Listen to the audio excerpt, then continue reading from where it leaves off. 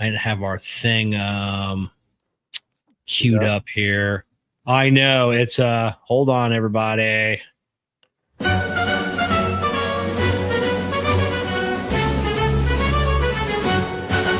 Grab your seat, light it up, let's unwind. Kevin and Kerr bringing topics of all kinds, from cigars to sports, family and more. Everyday stories you'll want to explore. So take a puff or ponder away. Join the talk, it's the highlight of your day. Puff and ponder where the sparks ignite. Conversations blazing day or night. Tune in now, let the stories take flight. It's the Puff and Ponder podcast, where we get it right. From fast cars to last night's game, family laughs or today's big name. We've got the topics, we've got the vibe. Stay tuned in and enjoy the ride. So lean back, relax, take a break. Kevin and Kerr got the chat you'll appreciate. Puff and Ponder, the show that's great, where conversations ignite. Don't hesitate.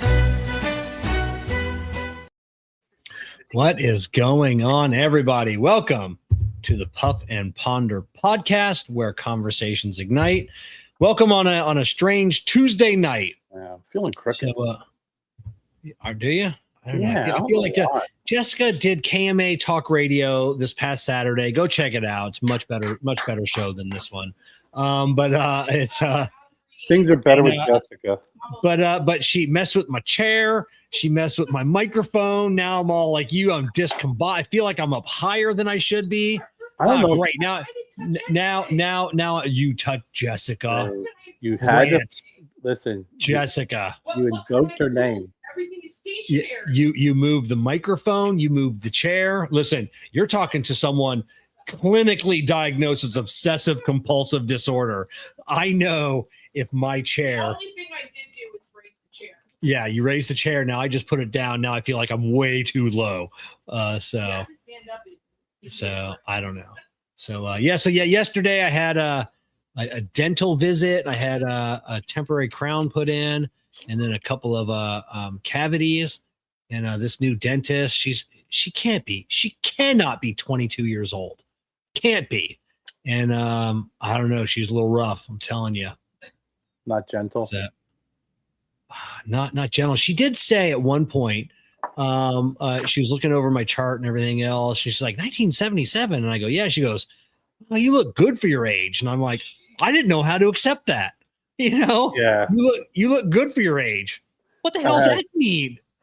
We had when I was at the optometrist, one of the assistants that was in there who's doing all my eye exam, busted out one of those comments about when I was talking. She's like, oh yeah, well, I hope that when I get to your age, I was like, you're sitting there talking about your future, and I'm sitting here freaking cursing my present. Told me. Yeah, I know. Yeah, I didn't know how to take that, but yeah, it was and then she had to stop like twice, because they had like a couple of emergencies come in. I'm like, listen, I'm here. Yeah, you already started on me, so I don't know. I kind of like my old dentist, because like the cavities were they were tiny. Like the doctor's like, yeah, I mean, I could probably fill these in 5 minutes. It's like little spots. Like this is actually the first time I've ever even had like where they shoot you with a needle, Novocaine or whatever the hell they use.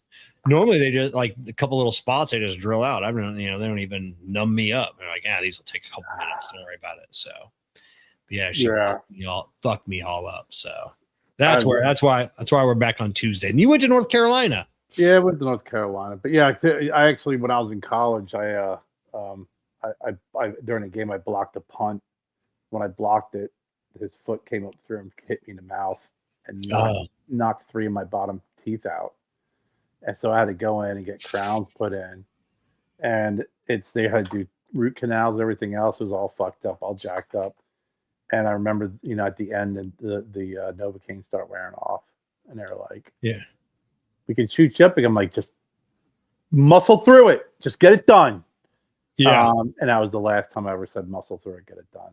That was That's it. Now this doctor didn't. She doesn't believe in always needing a root canal with a crown. Like that's like been like a big thing the last couple of years. Like the overdoing it of root canals. You don't always need one. And like we're really the only civilized nation left in the world that still was doing root canals with every crown. Yeah, because it's money. You know, they think that you have to kill it, but it ends up killing a tooth, and it's not good. I could attest to it with my, you know, with some of the crowns I've had put on, you know, in my mouth over the years, and you know, getting teeth knocked out and whatever. You know, the longevity is just not there when you do that. But yeah, we were in North Carolina. Joe was down for the weekend with his girlfriend. And Saturday night we went to a escape room. Oh, did you? Yes. That was pretty interesting. Oh yeah, what was your escape? I've never been to one, but I've seen like, and I know what they are. So like, what was like your? Well, Jen, like, was there a theme on that one, or? Yeah, it was Jen's friend. It was supposed to be a haunted one. So it was supposed to be like this serial killer. Like we're, you know, and we're getting these clues, and I'm like, if I'm gonna do this, I gotta have a couple bourbons beforehand. So at this point, my sleuthing skills were not very sleuthy. But it was, you know, it was pretty cool, a lot of fun, and that was the whole theme. But her friend told her that it was really scary, and the lights go out, and someone grabs you and stuff, and it was like, nah, it never happened. No. But it was pretty cool. I mean, you know, there was like 3 sections, you know, of the 3 or 4 sections of this escape room, and I'd do it again. It was a lot of fun. You know, I thought it'd be scarier. Yeah, but it wasn't.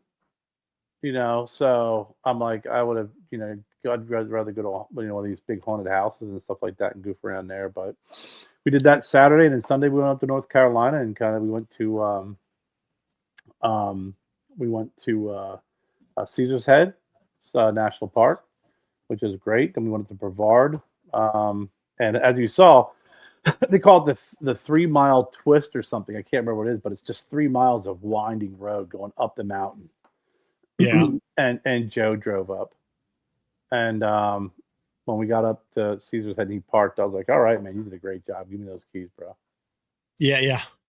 Driving time's over, man. He did a good job, though. I mean, it wasn't. It's definitely, you know, when you're a passenger in that, it's not as fun. Yeah, exactly. Yeah, we're doing a couple haunted things this weekend. Saturday we're doing JC Newman for like 3 days. I think it's Thursday, Friday, Saturday is doing like the haunted basement tour of El Rouleau, the factory. Oh, yeah, so it's not like haunted, like where people are going to be jumping out. They're just going to give you like the tour and, you know, tell you all the which I've heard some of the ghost stories and some of the freaky, which you gotta, you know, there's got to be some freaky things that happen in there. I mean, the factory's well over 125 years old. Well, yeah. Two of the like the founder and then like the founder's son, like they both passed away in the factory, like in the same office at the same desk. Right. So you know, that's yeah. So there's some things. Then we're going up to Busch Gardens and doing the Hollow Scream on Sunday. Yeah, do that. They do that Carowinds. They do Scarowinds. I'm up in. Yeah. Carowinds. I've heard about that. And Carowinds, yeah, it's pretty. Yeah, and then like Orlando. Yeah. There's quite a few places. I think there's one like out in California. That's like the famous one, like the theme park that does a really big one or something. I don't know, but they do it at Hershey now too. Oh, do they? Yeah, Hershey used to do they do Christmas Candyland, and that's actually pretty cool. It's around Christmas time. You know, if you ever get up in that area, especially when there's snow, it's so much better. But because when you go into, I don't know if you've been to Hershey Park before, if it's been a while. No, I haven't. Yeah. You go into Hershey Park, like the first part of Hershey Park is all these shops and stuff, and it looks very like European, you know, throwback European, you know, design. You know, brick, brick roadways, but you know where you're walking. Just the different peaks. That everything is architecture is just so beautiful. Thank you, Marcel. And it goes, before you go into the park. So all that's decorated for Christmas. Then they always have like the real reindeer. They got Santa Claus there, so it's a lot of fun if you get a chance to get up there. Yeah, that would definitely be fun. It sounds fun anyway. So, what are you smoking tonight, Kerr? I am smoking something extra special. So, I am smoking another sample from. This is going to be the Cigar Prop 10-year anniversary cigar. So next year, 2026, like middle to late next year, Cigar Prop celebrates our 10th anniversary. Congratulations! I didn't receive a packet for me to taste them. So I'm gonna send you my final pick. So this one is going to be between me and Jessica. We're going to sit down and smoke these, and we are going to determine which one. Because we started this endeavor together. She picked the name Cigar Prop, and it's I didn't know you guys were in the process of picking it out. So once you get your blend, I definitely want to try. What's that, Jess? All my annoying laundry habits when you started. Yeah, it's just we just think about like the 10 years that we've been together. But before we start that, I need to share my screen real quick. I need to pick a winner, and this is getting quite aggravating. These winners. Why am I got? It's already. It's asking me to. I already put my picker in. This is make sure you follow me on Instagram. We're giving away on Instagram the Corona Cigar of the Month Club. So and that was CCW 2472. Congratulations, CC. And thank you, everybody. Make sure, like I said, we got tons of stuff. I got sitting off here. We've got a new desktop humidor, absolutely beautiful. We're giving this away. The video goes live tomorrow. This is from Glenn Craig. It's actually an electronic humidor desktop. It's actually got a power feature. It's got a fan. It's got a I don't know if it's like a Peltier device in here, but it keeps your not the humidity, but the temperature down. We're giving this one away. The video will go live tomorrow on the Cigar Prop. Does it have a cooling system in it? It doesn't. It doesn't have. It has a fan. It doesn't have like Freon cooling system. It's the other type, not Freon. Yeah, it probably uses a Peltier device, kind of like your thermo. Yeah, it's probably a miniature thermoelectric is what thermoelectric. That's all I was thinking of. Yeah, is most likely what it is. Mm-hmm. Beautiful humidor on the Cigar Prop YouTube channel tomorrow. That goes live. You'll get to win one, and then for the rest of the month, they have great deals on those if you want to buy one. So make sure tomorrow afternoon, tomorrow evening, you can get in on that contest. We've got another big humidor coming up. I think it's like a 500 or 600 count. It's on its way from another company. We're going to be doing a video. We're going to be giving that one away as well. So make sure you're following Cigar Prop on YouTube and Instagram because these contests are just they're just crazy lately. All these these companies, like my rule is send it to me. If I like it and it works, I'll make a video and then I give it away, and you've got to pay to give it away. Like I'm not going in the hole for that. So that's usually the rule. I mean, I don't get paid for these. They give me enough money to cover the shipping to send these off, and I just try and give back as much as I can, which comes back into our 10-year. That's one thing that we always strive from the very beginning is we always wanted to give back. We have given away tens of thousands of dollars. Mm-hmm. We're probably close to probably $25,000 worth of stuff we've given away in 10 years. I remember our 1,000 subscriber giveaway, on YouTube all those years ago. We probably had 25 large flat rate boxes piled up high with all types of great stuff. And I think that's one of the keys to our success is, you see a lot of these, YouTube personalities, these influencers, and they're always flaunting all the like the swag and the stuff they get, and then it's like, which I don't care. If they want to keep it, that's nothing. I never, I'll never say anything to anybody, but it's just like, I don't know. For me, give it away, man. Just give it away. I agree. I think it's I think giving stuff like I think you are a very genuine and generous person, but I think that's probably why we get along so well. I'm pretty much the same. Almost to a fault. Yeah, you got to give back, and you've got to show your appreciation to the people that spend a couple hours of their Tuesday night listening to you talk on, and then and it's yeah. No, I agree. I agree 100% with you. I mean, when I started my show, it was like people talk about advertisement. I'm like, advertisement. Why would I do that? Let's support these folks. And one of the first people that I'm actually smoking. He's back making cigars again. I'm really excited about it. Is Felix Mesa. I'm smoking. Oh, is that one of the bundle ones you sent me? Yep. Yeah. That's one of the Felix Mesa bundles. Did I send? Did we send you some or no? No, you did not. We talked about no.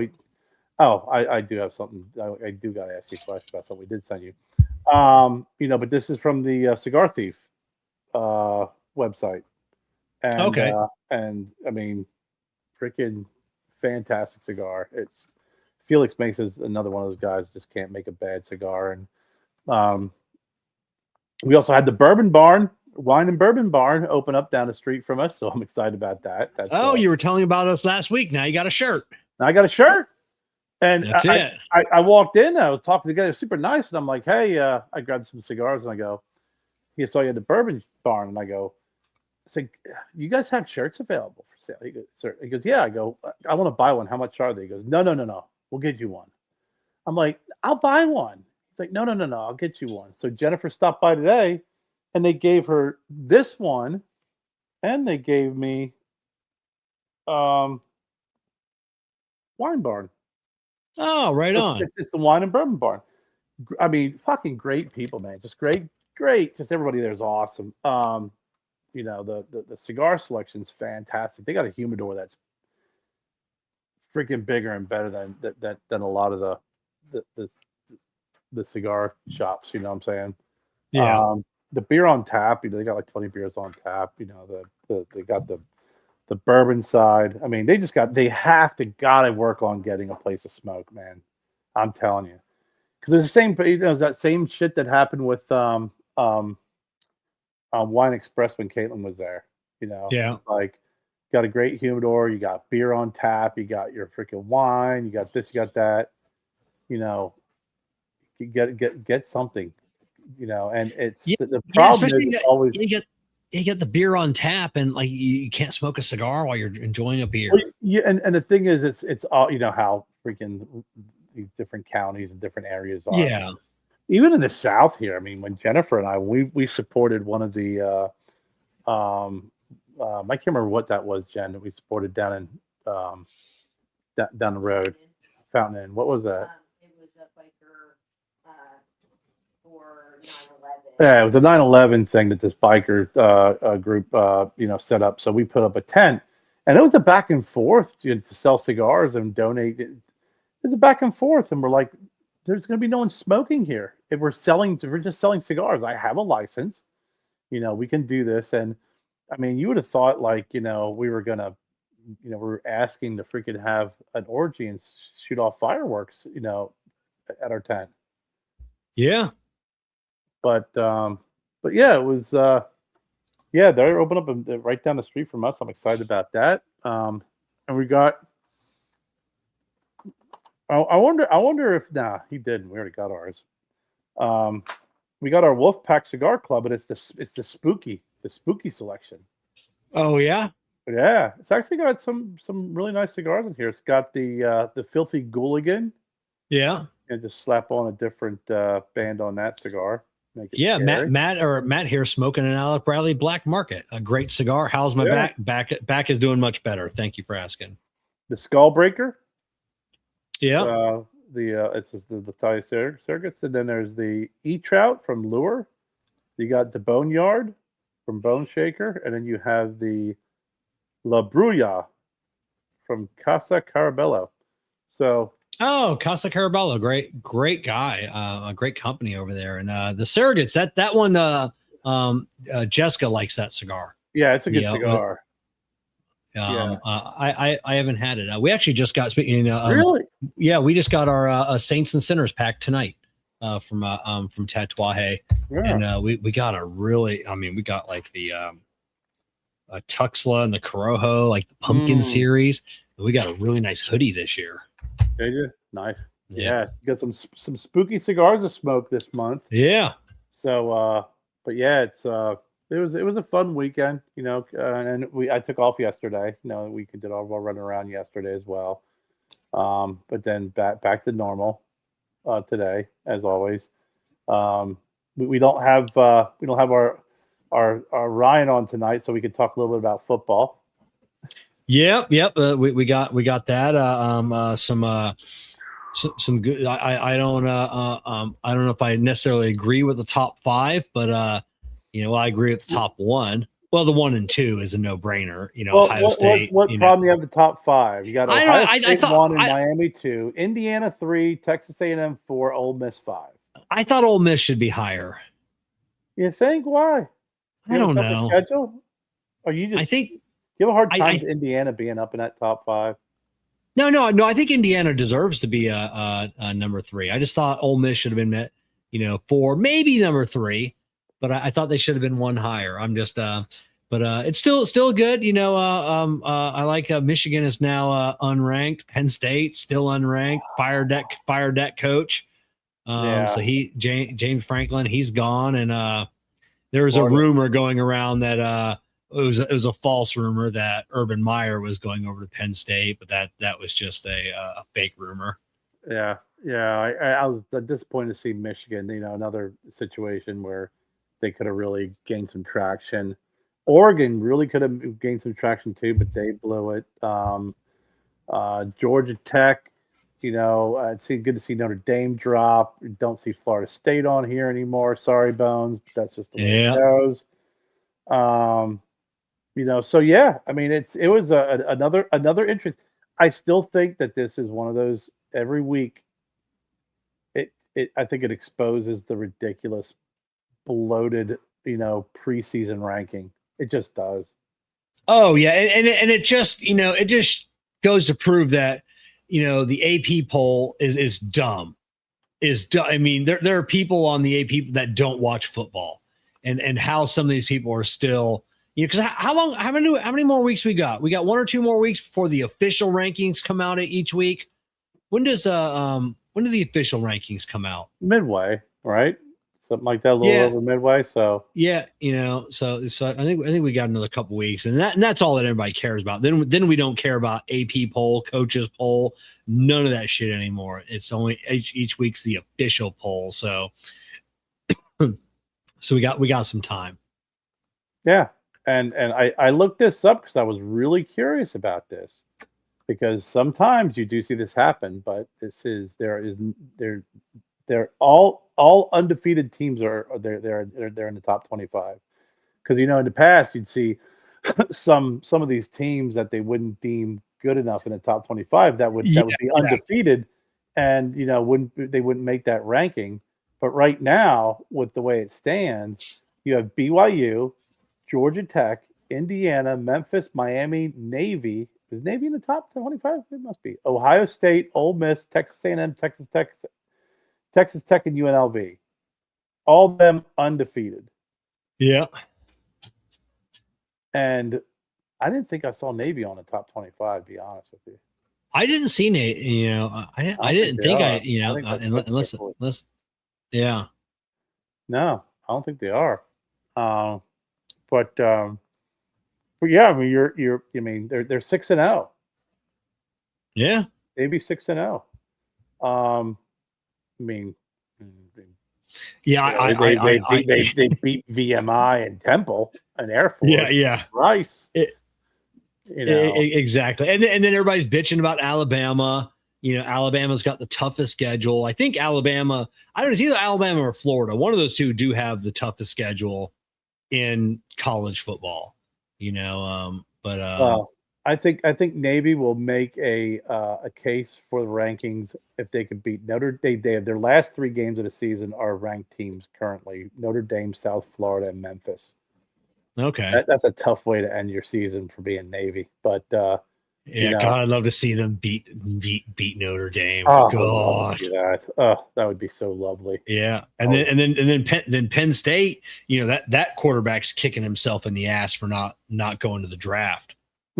Last year he could have went, and he should have. He should have went, and he'd have been in the top 10 at least. They're saying the top 5, and he'd have made bank. Now he's got a season-ending injury, and now he has to come back next year. Yep. Has to. There's he can't, unless he recovers and he has a great combine, and good workouts. But it doesn't make any difference. It's still going to be. So now he has to come back next year. He'll have a new coach. What's that going to bring? And he fucked himself on that one. Yeah. But I don't know. I mean, he pops in the portal and wants to go because that always that's the thing I hate about the portal. It's like at the end of the season, you never know what's going to happen.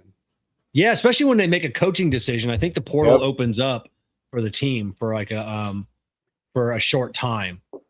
So when it's outside the regular portal opening up, everybody can bounce if they want, when they make a coaching change. But Penn State, I mean, next week they have Iowa, right? Yeah. And then it's Ohio State, November 1st.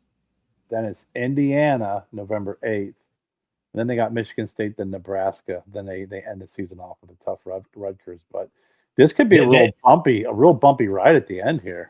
If they don't have their star quarterback, they may not win another game.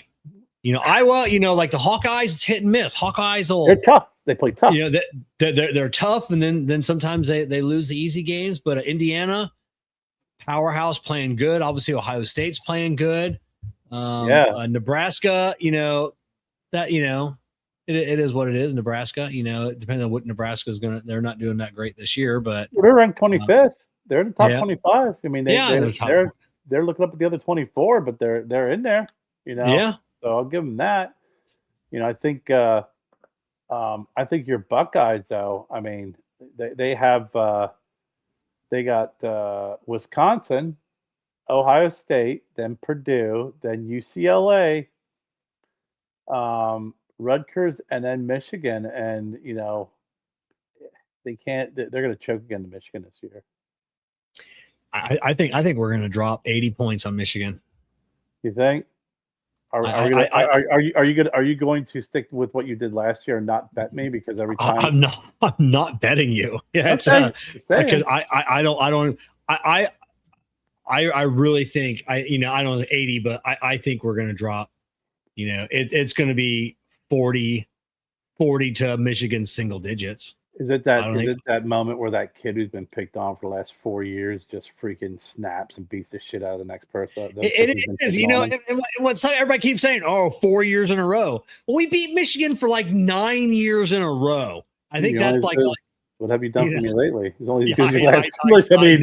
I know. Go back to 1960, Kev. Let's talk about stats. But I'm saying, Michigan does have the overall record though since like 1875. Yeah, I know. I'm saying UCLA may be kind of tough for them, but realistically, they have a pathway to being undefeated. And I look at Michigan, and it's like, if you're Michigan, it's like, listen, I don't care about any of the games. We got to beat Ohio State at the end of the year.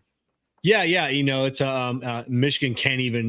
I mean, they're not even in the Big Ten champion. I mean, they're done for the season. I mean, there's so many teams, not just Michigan. So I mean, Penn State's done, Michigan's done, Alabama's done. There's so many teams that are just. I mean, for overall, when it comes to playoffs, they're done. Yeah, Texas is done. So. Yeah, I mean, some of these teams. I see Virginia's in that top 20. God dang. Yeah. It is going to be interesting at the end of the season to see where everything shakes out, because I still think there's some more upsets to be had. I mean, it's been a crazy couple of weeks with these games, and I'll switch over and watch some NFL games, and I got to tell you, Kevin, I lived in Pittsburgh for 5 years, and I didn't like the Steelers prior to living in Pittsburgh. When I lived in Pittsburgh, it made me dislike them even more. I like Aaron Rodgers, and I actually find myself rooting for him because I want to see him do well. And I feel so dirty. I like Aaron Rodgers. I think only because I like kooky Aaron Rodgers because he's always on Joe Rogan. And so I love Aaron Rodgers, his conspiracy theories. Of course. What's there not to like about that? And everything else. I just wish he wasn't, I wish he'd kind of get hurt because we got the Buckeye, his backup, Will Howard, so we like to see him get a little bit more play time because right now the Buckeyes are in the NFL are fucking killing it this year. Marvin Harrison Jr., Emeka Ibuka with the Bucks. Bucks are going to the Super Bowl. Bucks are winning the Super Bowl. I'm telling you right now. They look tough. I love Baker Mayfield too. He's another one. Baker. I'm trying to. I saw his name on my Google feed. Where did he go to college? For the life of me, I couldn't remember, and I forgot to look it up. Didn't he go to Oklahoma? Was it? I think you're right. I think it was Oklahoma. Let's see, Baker Mayfield, because he had Oklahoma University. You're right. Yeah. Hold on, let me see what he did here. Might be wrong here. And then the Eagles dropped to the freaking Scatterboo Dart connection. Yeah, University of Oklahoma. That's where he went to school. Yeah, I thought so. Yeah. And then the Eagles lost to freaking the Giants. Yeah. The Scatterboo Dart connection. Yeah. Those two guys are just fucking nuts. They are. They're just a little. They're a little off, but the Eagles look terrible. I mean, have you watched any of Scatterboo play this year in the NFL? Only and I didn't get it, none of the live games. I catch it on my Sundays are so packed. Sometimes I'll have the Dolphins game playing in the background, but I try and wake up Monday morning. Actually, I try and catch college replay Sunday morning on ESPN and then watch Monday morning. Mm-hmm. The last 2 weeks I have not caught, so I'm only catching in like my Instagram news feed or my TikTok or my YouTube, the reels of the various games and the plays within. So I've seen Scatterboo doing some stuff, and so yeah, I mean you gotta watch his highlights. He's the guy's just he reminds me of like a Mike Allstott, Yeah, I do think Allstott had more talent. I don't want to say that because Scatterboo could throw the ball and he could catch all stuff. I just think Allstott was just a different breed. But he reminds me of Mike Allstott. Just that, initiate contact. Will run through you, and I think he's a tough kid, and I hope he continues to do well. But he's going to have that moment, I think, where remember Christian Okoye. Yeah, running for the Charger or for the Chiefs when who was that? Was that Atkins who the safety who hit Christian Okoye? He played for Denver. They were playing the Broncos. It was oh crikey, Steve Atwater. Yeah.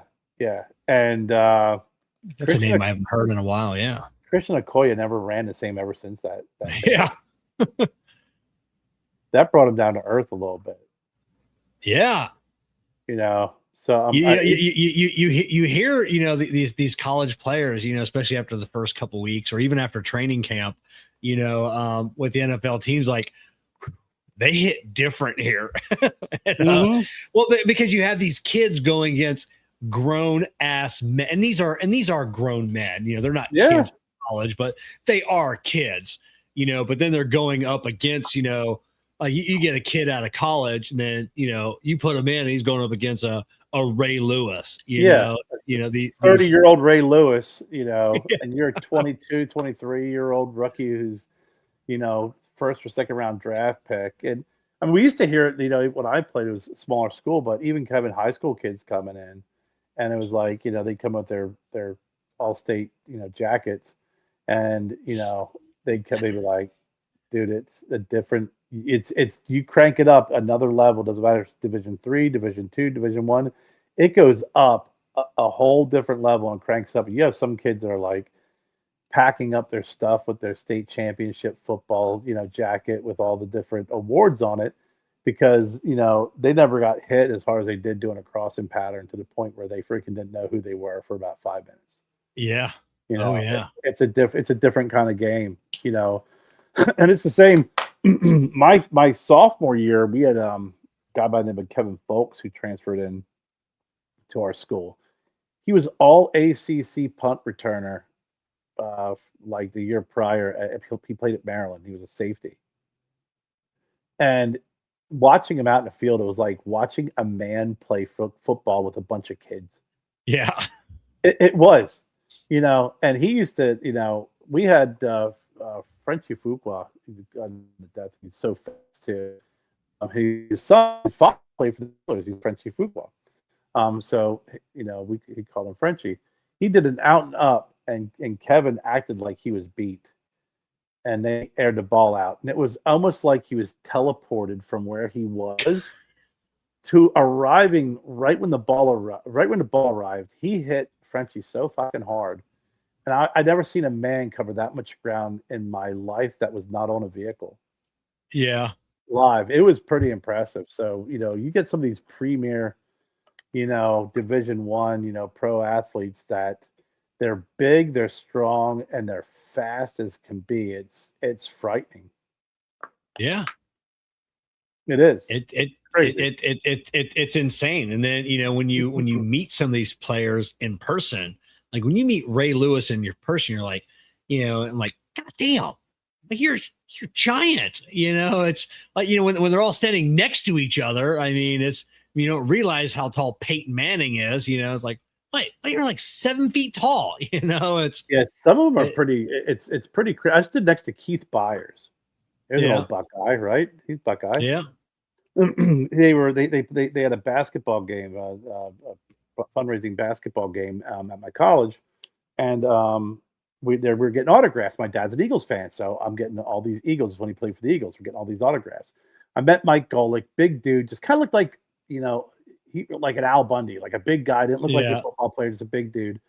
Izell Jenkins, met all these guys. I stood next to Keith Byers, and I'm like, dude, he looked like he was only about 6'1", so he's about maybe just a little bit taller than I am. Probably weighed about the same at the time. We're probably about 245, 250, 245, whatever. But just imagine a human being with all their features exaggerated by about 75%. Yeah. Like he even grabbed a pen and his fingernails were like that big. Like everything, all his features, everything about him was just larger. It was crazy. And I was standing next to him. I'm like, I'm about the same height, but the same weight.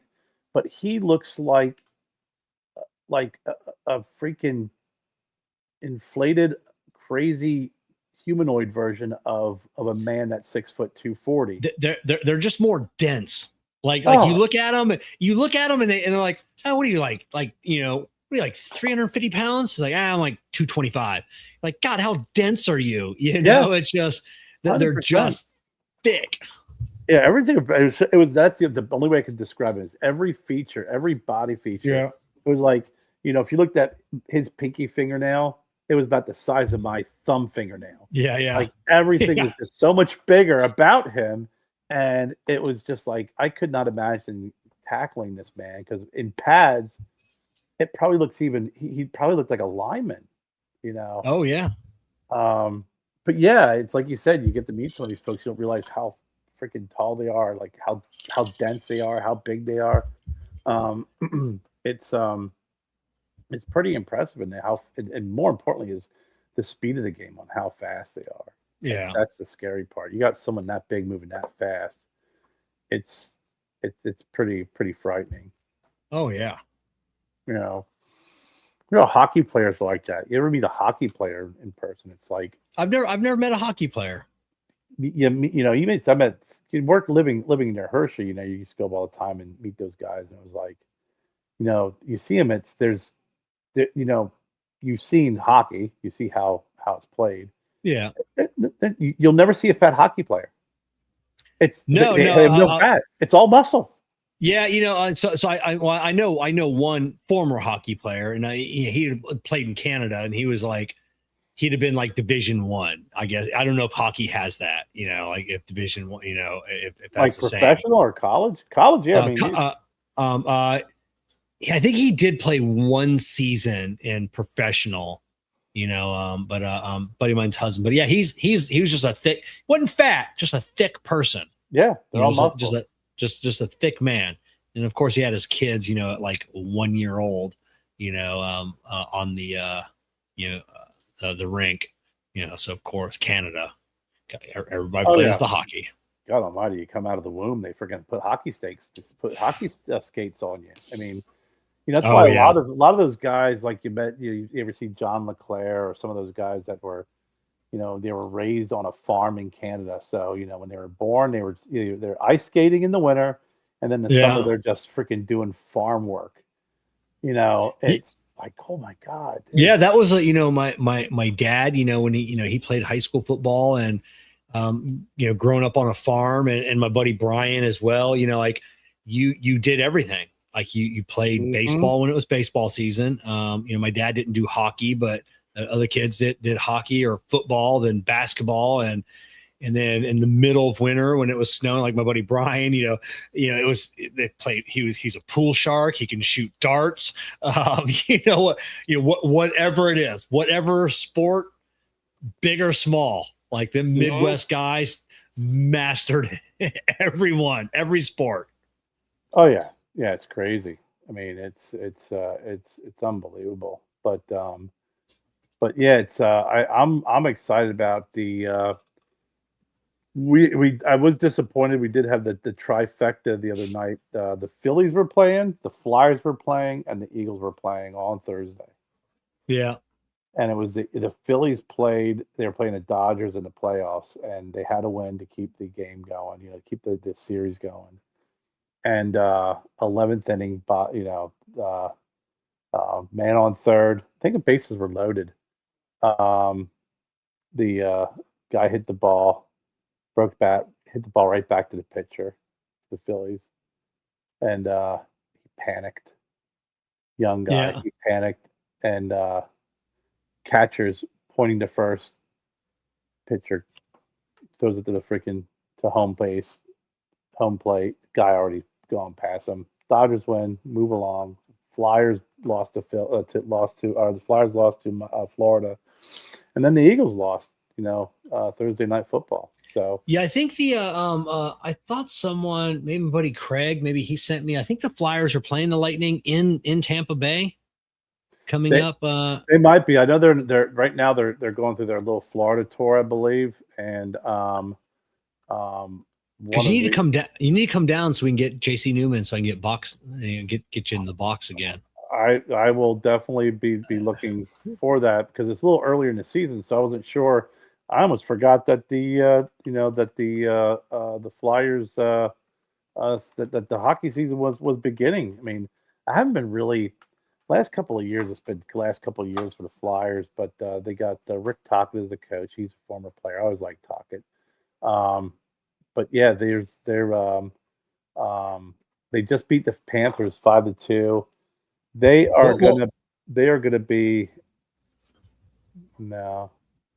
I have to find out when they're gonna be down there. Yeah, look on the schedule. Find out like when they're playing here in Florida. Like, let me know. You know, like if there's a game that you can come down to, and then I'll reach out and I'll try and get us some tickets. Well, the first game is on the 24th of November.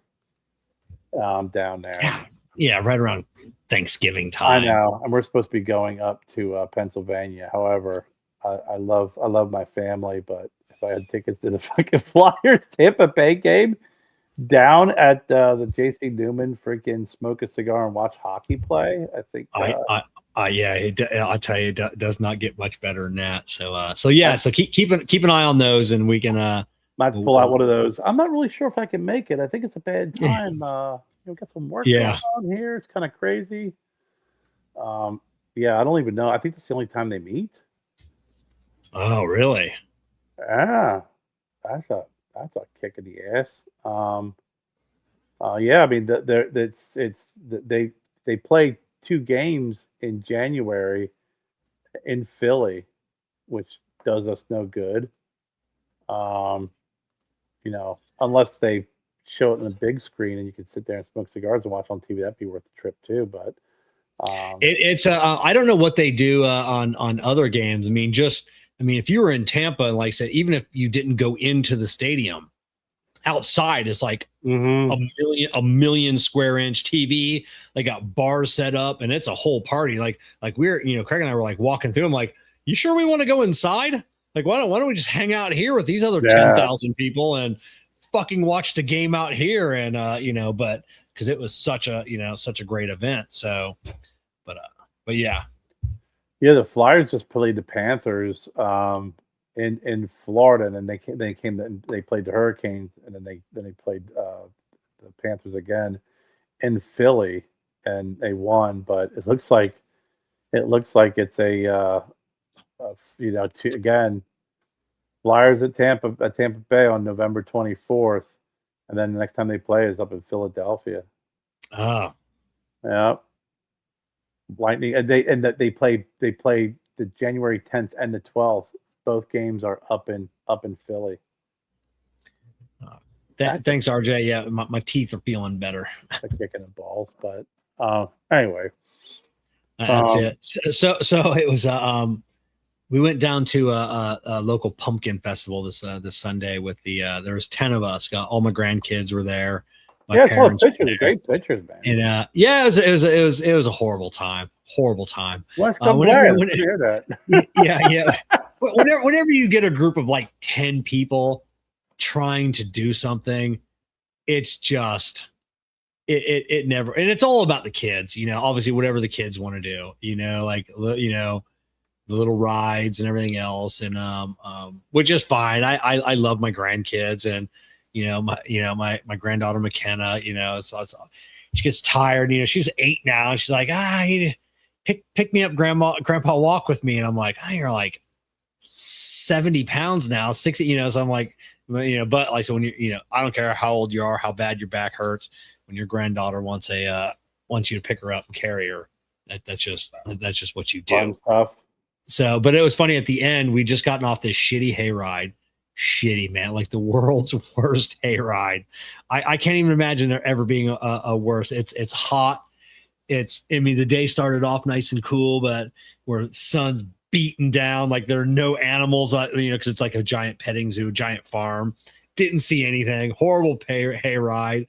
Waited 2 hours in line, for this shit ride, and finally get off, and we're, everybody's like, well, what time's everybody thinking they're going to call it a day? I go, right now, we're all done. And everybody's like, oh, thank God someone said it. Because always that one, like, well, you think it's about time to go? And everybody's like, well, if you're leaving, I guess we'll call, so I'm always that guy.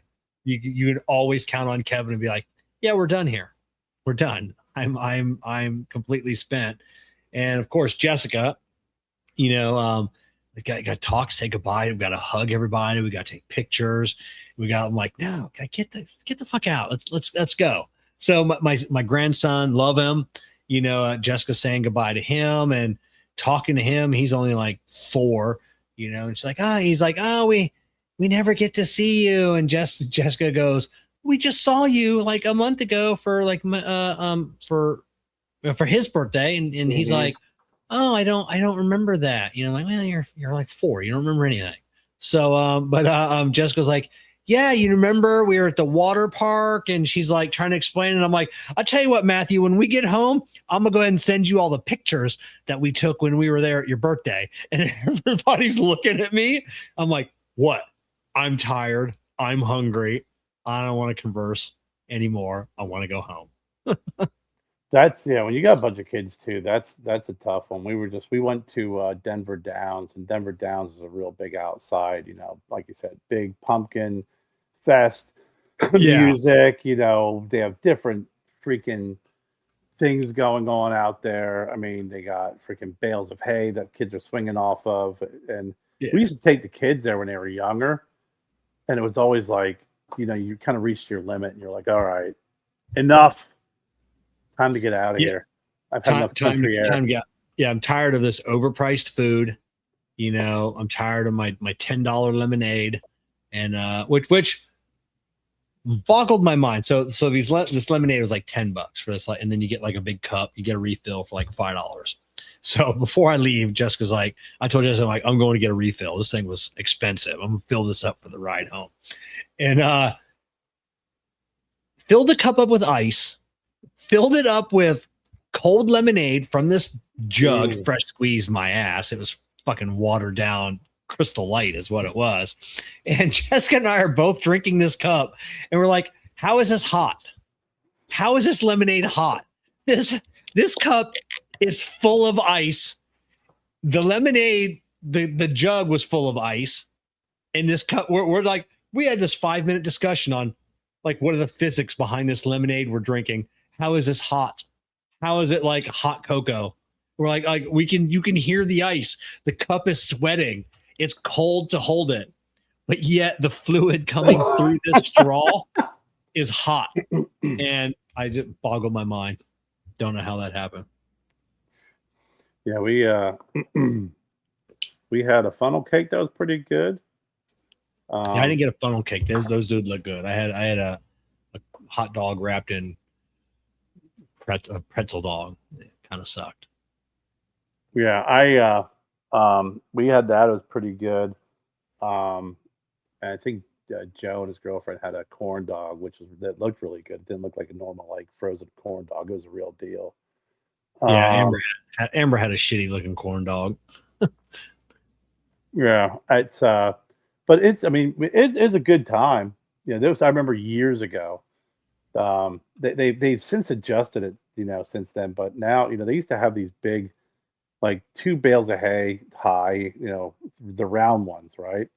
And they had all hay area and these big lumps, and then you could take a rope and swing across. And Joe grabbed the rope and did one of those. He was probably 7, 8. I don't know. He was young. He did one of those. Watches too many movies, instead of holding on to it and just swinging across. He grabbed the rope and jumped up in the air, which now caused that rope to have some freaking slack. Oh, yeah. And thought he was just going to swing across like in the movies. And when that slack freaking tightened, boop. Oh, yeah. There's no holding on to that. He fell, and it was like watching someone fall from a building. Boom. He hit, and I looked over the top of the hay bale. And it was like a chalk outline of Joe. Right? Now, Jennifer's watching from the ground level. So all she sees is Joe fall. She doesn't see him hit. And it's pretty decent fall. And he falls very freaking like a 8-year-old kid would. I look over, Wyatt looks over, and Wyatt goes, "That was cool, Joe." And then like grab the rope, and I'm like, trying to stop him from swinging. Joe's not moving. His mouth's open. No freaking sounds coming out of it. And I'm, to this day, amazed that nothing broke. I amazed that nothing. He was not injured seriously. It looked that bad. The kid, the joints hadn't fused yet. Like they're like kids are made of rubber. At that age. I know my granddaughter Brooklyn. They were feeding the ponies, and Jessica knows ponies are fucking dicks. Like Shetland ponies are horrible creatures. And it was funny. She got nipped by the pony, and of course she started crying. She's only 2, and I'm standing over there with Amber, and McKenna is just laughing, and Amber's like, "Why are you laughing, McKenna?" She's like, because Brooklyn got bit by a pony and it was kind of funny. And Amber and I are just kind of laughing. And I just bring McKenna over. I'm like, all right, come on over to the dark side, with Auntie Amber and Grandpa. Because Amber and I, that's our favorite pastime, is watching people get hurt and then laugh. Like if Amber and I could just like go to the mall, like watch old people fall down, or like, like that's like me now. Like now we got McKenna. I'm like, all right, we got a third, we got a third, that likes to see other people get injured and thinks it's funny, But and then Amber, she came in today. She had to get her oil changed, and I had to fix her car. She brought the new grandbaby in, and I fixed her all up, took care of everything. And then and she's like, hey, I noticed there's a new pizza, like a pizza truck across the street, like down in the ways. I'm like, yeah, they have really good pizza. And she's like, I'm gonna go there after lunch. She'll me bring you anything? I go, I packed my lunch, but I'm like, just get me a slice. And she's like, well, I'll just get you a whole pizza. I'm like, no, just give me like a slice of your pizza if you're getting a whole one. She's like, I want a whole pizza. I'm like, I just like want a slice. She's like, yeah, but I don't want to give away a slice of my pizza. She's like, I'll just bring you a whole pizza. I just don't want a whole pizza, Amber. She's like, I'm not giving you a slice of my pizza. She's like, well, and she's like, I'm pretty sure I'm not going to eat the whole pizza, but I might want some of it later. And then I'll be disappointed if like I'm still hungry and like I wanted one more slice and now it's gone. And I'm like, God, you're so my daughter. It's just like that's my thinking too. I'm like, yeah, I'll just get you your own pizza. How about that? And then the pizza place was closed, so she's all pissed. Oh shit. Yeah. It's little moments like that you just realize your kids are your kids. Oh yeah. Oh yeah. Yeah. I do love those moments where it's, sometimes it's like you said, the big things and the little things that you're like, yep, you're mine.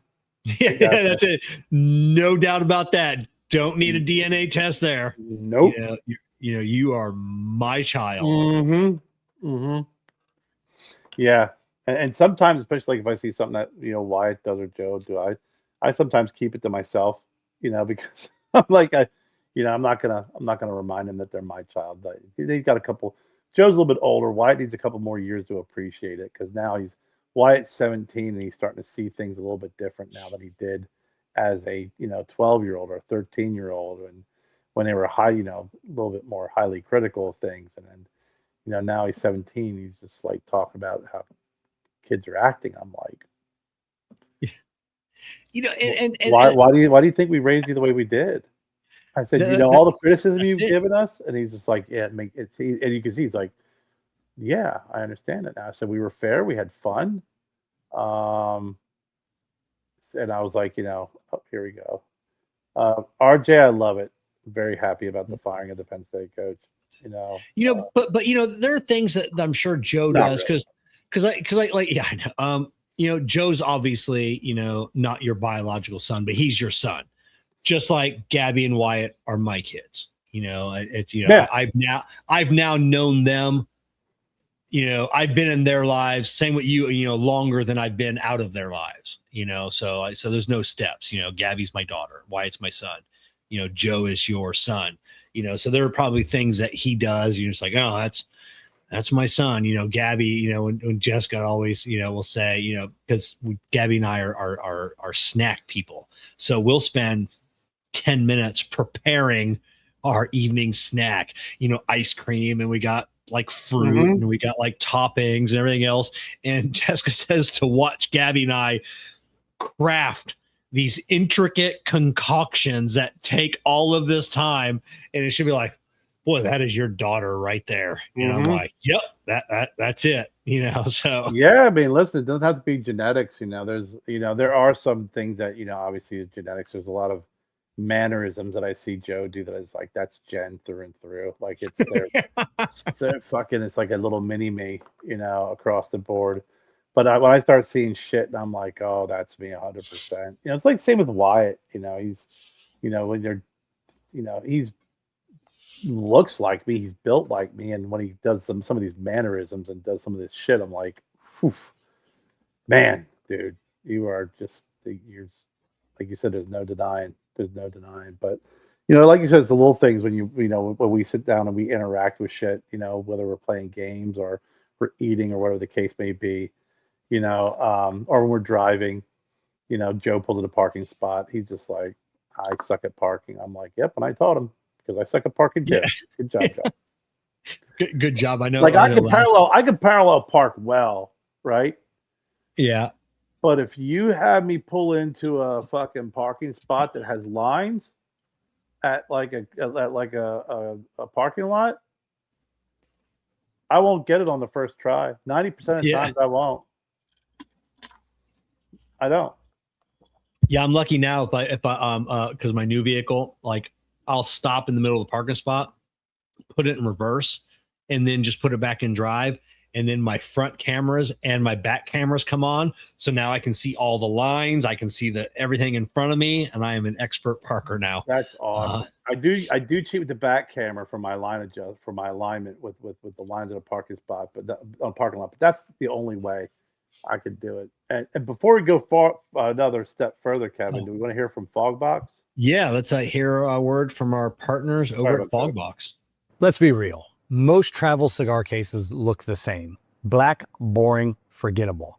But Fogbox, they're doing it different.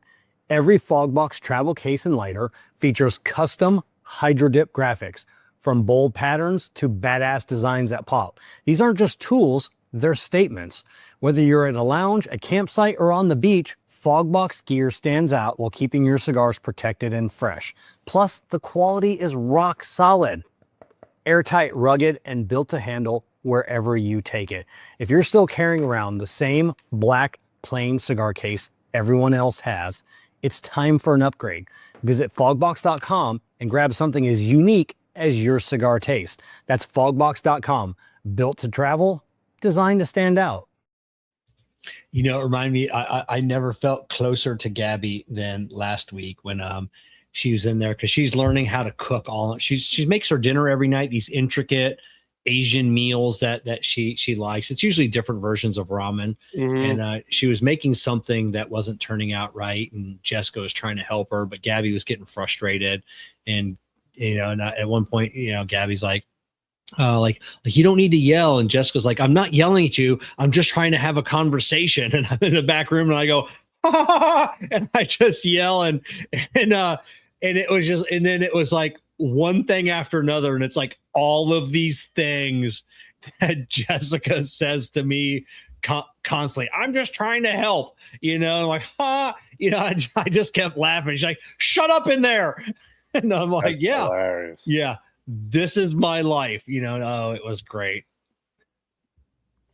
Yeah. We had Joe talks so fucking loud. Jen's loud. Jen's got a loud voice. Yeah. But Joe's like, he takes it to a whole new level. Like, he talks like Jen's dad, his grandfather, but he's deaf. He needs hearing aids.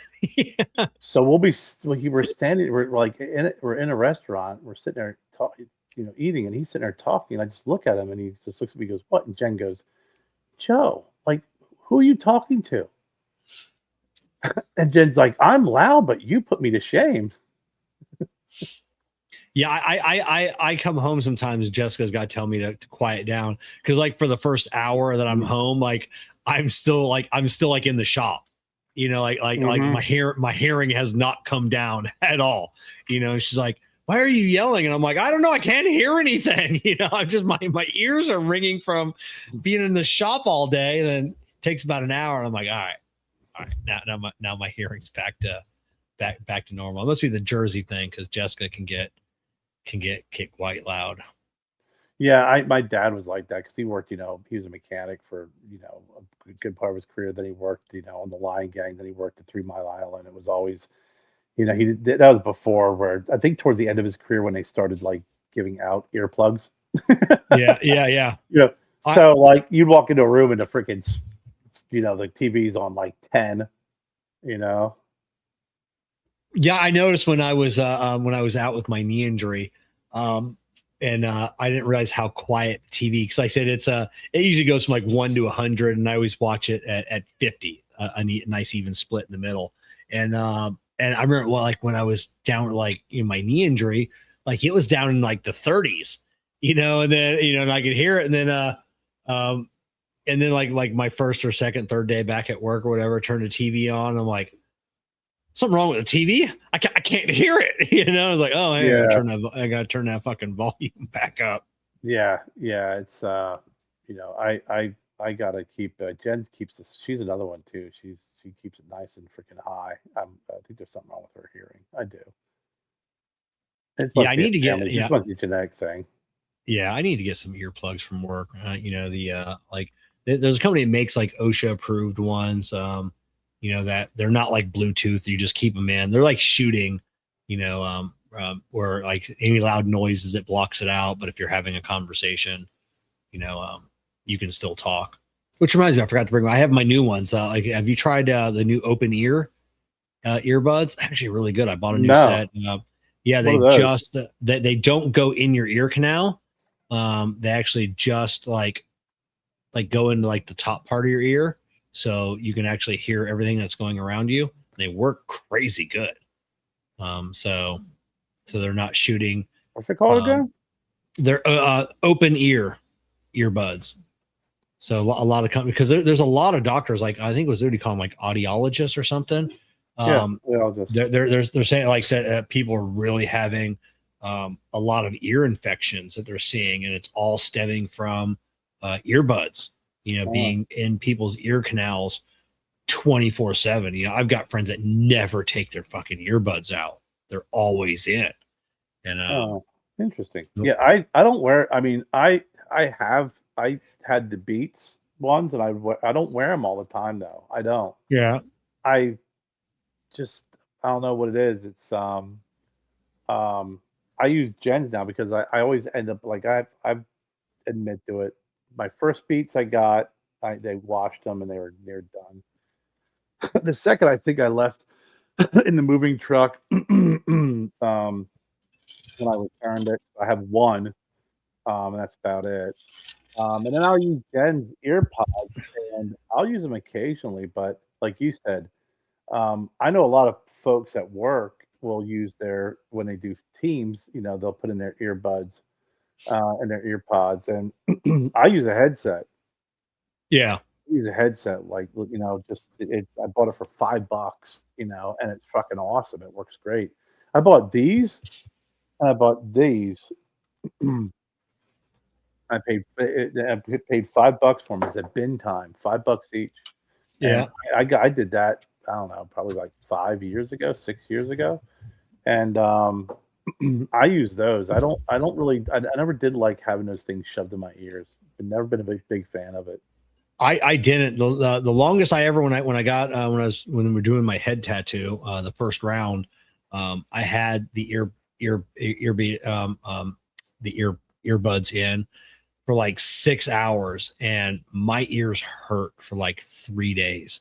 Like they were so sensitive to the touch and everything else. And it just made me think, I'm like, man, this is what these doctors are talking about. These things are, they're doing some damage. And that's why I started doing my research on the open ear earbuds. And that's what I got. And man, I wore them Saturday at work so I could listen to KMA, with Jessica was on. And then the Ohio State game was afterwards. So it was a noon game. So I just had to listen to it. So, they worked really good. Everything, you hear all the everything around you. I was listening to the game the whole time. I'm talking to people. Nobody could hear. There's no noise that comes out of them, even though they're open. Like you can't hear, like they project it in your ear. So nobody can hear what's going on. They're even listening to anything. And they were just, I did all my research and found out like Shokz, SHOKZ or something. Hands down, like the best ones on the market today. And really, yeah, absolutely love them. I'll never go back to earbuds again, like in-ear earbuds. Really, that's I'm looking at them right now. They don't seem like they would be. I mean, I trust what you're saying, but I've always kind of felt like like it's because you know as well as I do, when you have an earbud in, you can hear fine, but as soon as it starts slipping out and it gets out just a little bit, you're like, son of a bitch, you know when it's slipping out. So I have to imagine that if it's covering your ear and it's projecting it into the ear, is that doing more damage to your eardrum because it has to do something in order to increase the quality of sound? No, like the quality of sound, it's not like if you're an audiophile, like the open ear earbuds, I don't think you're going to be happy with, but I think the sound quality is absolutely perfect. I don't have a problem with sound quality at all. And yeah, it's just the way it projects it, because it kind of projects it onto your ear, and it just, it just kind of does its magic and makes it way into your brain. And you can hear it, but it doesn't do the damage. And that was the one thing that when I was looking for, like audiologist recommends, and that was one that they recommended. So, and then they're all recommending now the open ear earbuds. So yeah, super happy with them. Yeah, I got to look into that. I after the first couple of times, I'm always reluctant to invest in earbuds, because I think the problem with me, with the reason why I misplace my keys in my wallet all the time. So you're just adding one more thing to me that I'm going to misplace, and my phone sometimes, but I don't use them enough for me to like have a place or a spot for them. You know what I'm saying? Like some people use them all the time, where it's like, here's my pocket for my ear pods, blah, blah, blah, blah, blah, whatever. Where me, I don't use them enough. I just don't. I don't use them enough either. But like I said, I always have a spot on my desk. There's a little shelf above my desk, and they're always there. I've never, in 10 years, I've never lost a set, never misplaced a set. It's yeah. Jessica uses her AirPods constantly. She always knows where they're at, but but she is misplacing them every now and then. Then they have the new AirPods now. I think all of them do it now. Even like Samsung, the Galaxies, they do like the voice translation. So if you're listening to someone, you can. It doesn't work both ways though, unless they have a set in as well. So you can understand them, but that still doesn't help them understand you. Right. No, I did. We just were talking about that the other day, Jen and I. She showed that to me, that they have the translation, the translation ear pods. It's like, what are you gonna do? Say like, take my earpod. I want to tell you. Yeah, something. I know on my phone, my Samsung, I can like set it down, and then we can have a conversation back and forth, and then it will, I don't know if it transcribes it on the screen, or if I think it actually says, if I'm not mistaken. So you can like put your phone down and then have a conversation with someone in another language, and it goes back and forth, and like so your phone does all the work for you. Well, you figure that, I mean, the technology, I'd have to imagine, cannot be, I guess, to get it in the phone, but they've been using it for years. You see at the United Nations, whenever, someone's speaking, they always have the, people are wearing the earphones to translate whomever's speaking, so they know what they're saying. So I have to imagine that, it's just being able to get that kind of technology into the phones. But I mean, you have, hell, freaking, if you got Siri answering your questions, when you don't even ask her. Yeah. Oh yeah. Then I saw, with the Google glasses, like the newer version, I did see like a little commercial on YouTube, and it was the glasses. You can talk back and forth, and it transcribes into words on like your screen, so you can see it, and even does sign language. So which is cool. So if someone's signing to you, it'll show you via words like what they're saying, and then when you talk back to them, it just has words on there. So that would be where you could keep, like at work, like we get people that come in and speak Spanish and other languages, and that'd be nice. I'm like, hey, put these glasses on real quick so we can have this conversation. Yeah, I know, right? Technology is getting so crazy, man. It's and the glass in 5 years. And the glasses, everybody Tim Cook with Apple is the only one. Everybody's saying that the age of the smartphone has only got 5 more years and the smartphone is dead. It's all going to wearables. It's all going to glasses. Tim Cook with Apple, like, we think it's going to be a lot longer than that. We're still hanging on to the phone. But yeah, like the new Meta glasses that Zuckerberg has come out. You know, like Oakley's jumped on board. A couple people, like everybody saying, I mean, they are really good from what it projects on your screen. And a lot of companies are betting on wearables is going to be the tech of the future. What do you think about Elon Musk's Starlink phones? I mean, I've seen it. You know, I don't know like all the specs on it, but it's I don't know. It's gonna be you know, definitely different. You know, he's got that technology. I don't know what platform it runs on. If he's got his own, or if he's using an existing technology. Yeah, I'm definitely I've looked it up, and you can't tell what's real and what's not real. You know what's fake anymore. God almighty. Yeah, AI is getting so crazy. Look at the freaking Macho Man stuff I was sending you today. yeah. I mean, it's just crazy. But I did see that there were some phones, but I wasn't sure if it was real or not real. I say same thing. You know, I've seen like people talking about it, you know, or like some like print on it, and I'm not quite sure because Elon has always said he didn't want to do a phone. So so I'm like, was this real? I never really dove into it to see if it's actually like a real thing. Right. Yeah, I'm interested. I'd be interested in that. I mean, because you know, it's you know, I think if he did that and just like started making things affordable, it would be one more area he would just crush. Yeah, because you can get Starlink. I think I have Starlink on my phone for like emergency calls. Like I can I think it has it on there, but it's like very limited. Like it's not like, you know, for like everyday like use, but for like emergency use, like I can activate the Starlink or something. You know, I don't know. I remember reading something about it when I got my new phone, but I don't know a whole lot about it. You know, I know a couple different carriers have it, you know, to where, you know, like it's on there for emergency. So it'd definitely be nice. Yeah. Oh, I think so. And I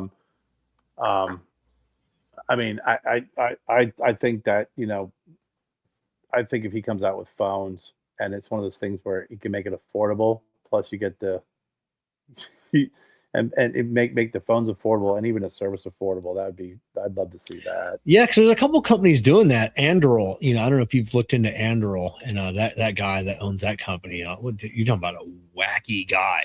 He was actually he invented the what do you call it? The virtual reality, the one that Facebook bought for like $5 billion or whatever. That was his company. He invented all that. Now he's doing all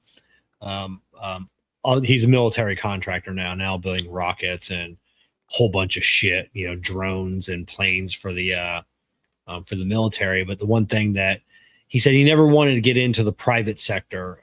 It wanted to keep his company military. But the one thing he is looking at, he said, laptops. Because laptops have gotten outrageously expensive for no reason. So he goes, that was one thing that he was considering being the first thing, is just bringing down the price of laptops for the average person. You know, he said, there's no reason a laptop shouldn't be $100. In today's day and age, like everybody should be able to get a laptop, so and have a good one, not like a shitty Chromebook or something. Yeah. I mean, we were up upstairs, and I had these old Toshibas that Wyatt and Joe used, and it was like, I remember we got them. You know, they were, you know, it just fucking. There's no reason why they should have just crapped out as fast and as early as they did. You know, I know you're not an Apple person, but that's the reason I like Apple, because I know a lot of the junk that's out there when it comes to the viruses and shit. You know, it's all It's all against. They don't like Bill Gates. They never liked Bill Gates. Yeah. You know, a lot of that shit does not impact Apple and their operating system. It's all, you know, Microsoft, and Yeah. you know, and it's, you know, I think that's the reason. One of the reasons why I've had my laptop now for I've had it fucking goddamn probably close to 10 years, 9 years. Yeah. And in the time I've had this, I probably have had like I had a Surface work computer, Surface Pro, that lasted only a couple of years. Yeah, Jessica's got a Surface Pro she's been using for a couple of years. I had another, but I had one of the original Surface Pros where they used this this chemical cooling system, and it had the fans because it's so small.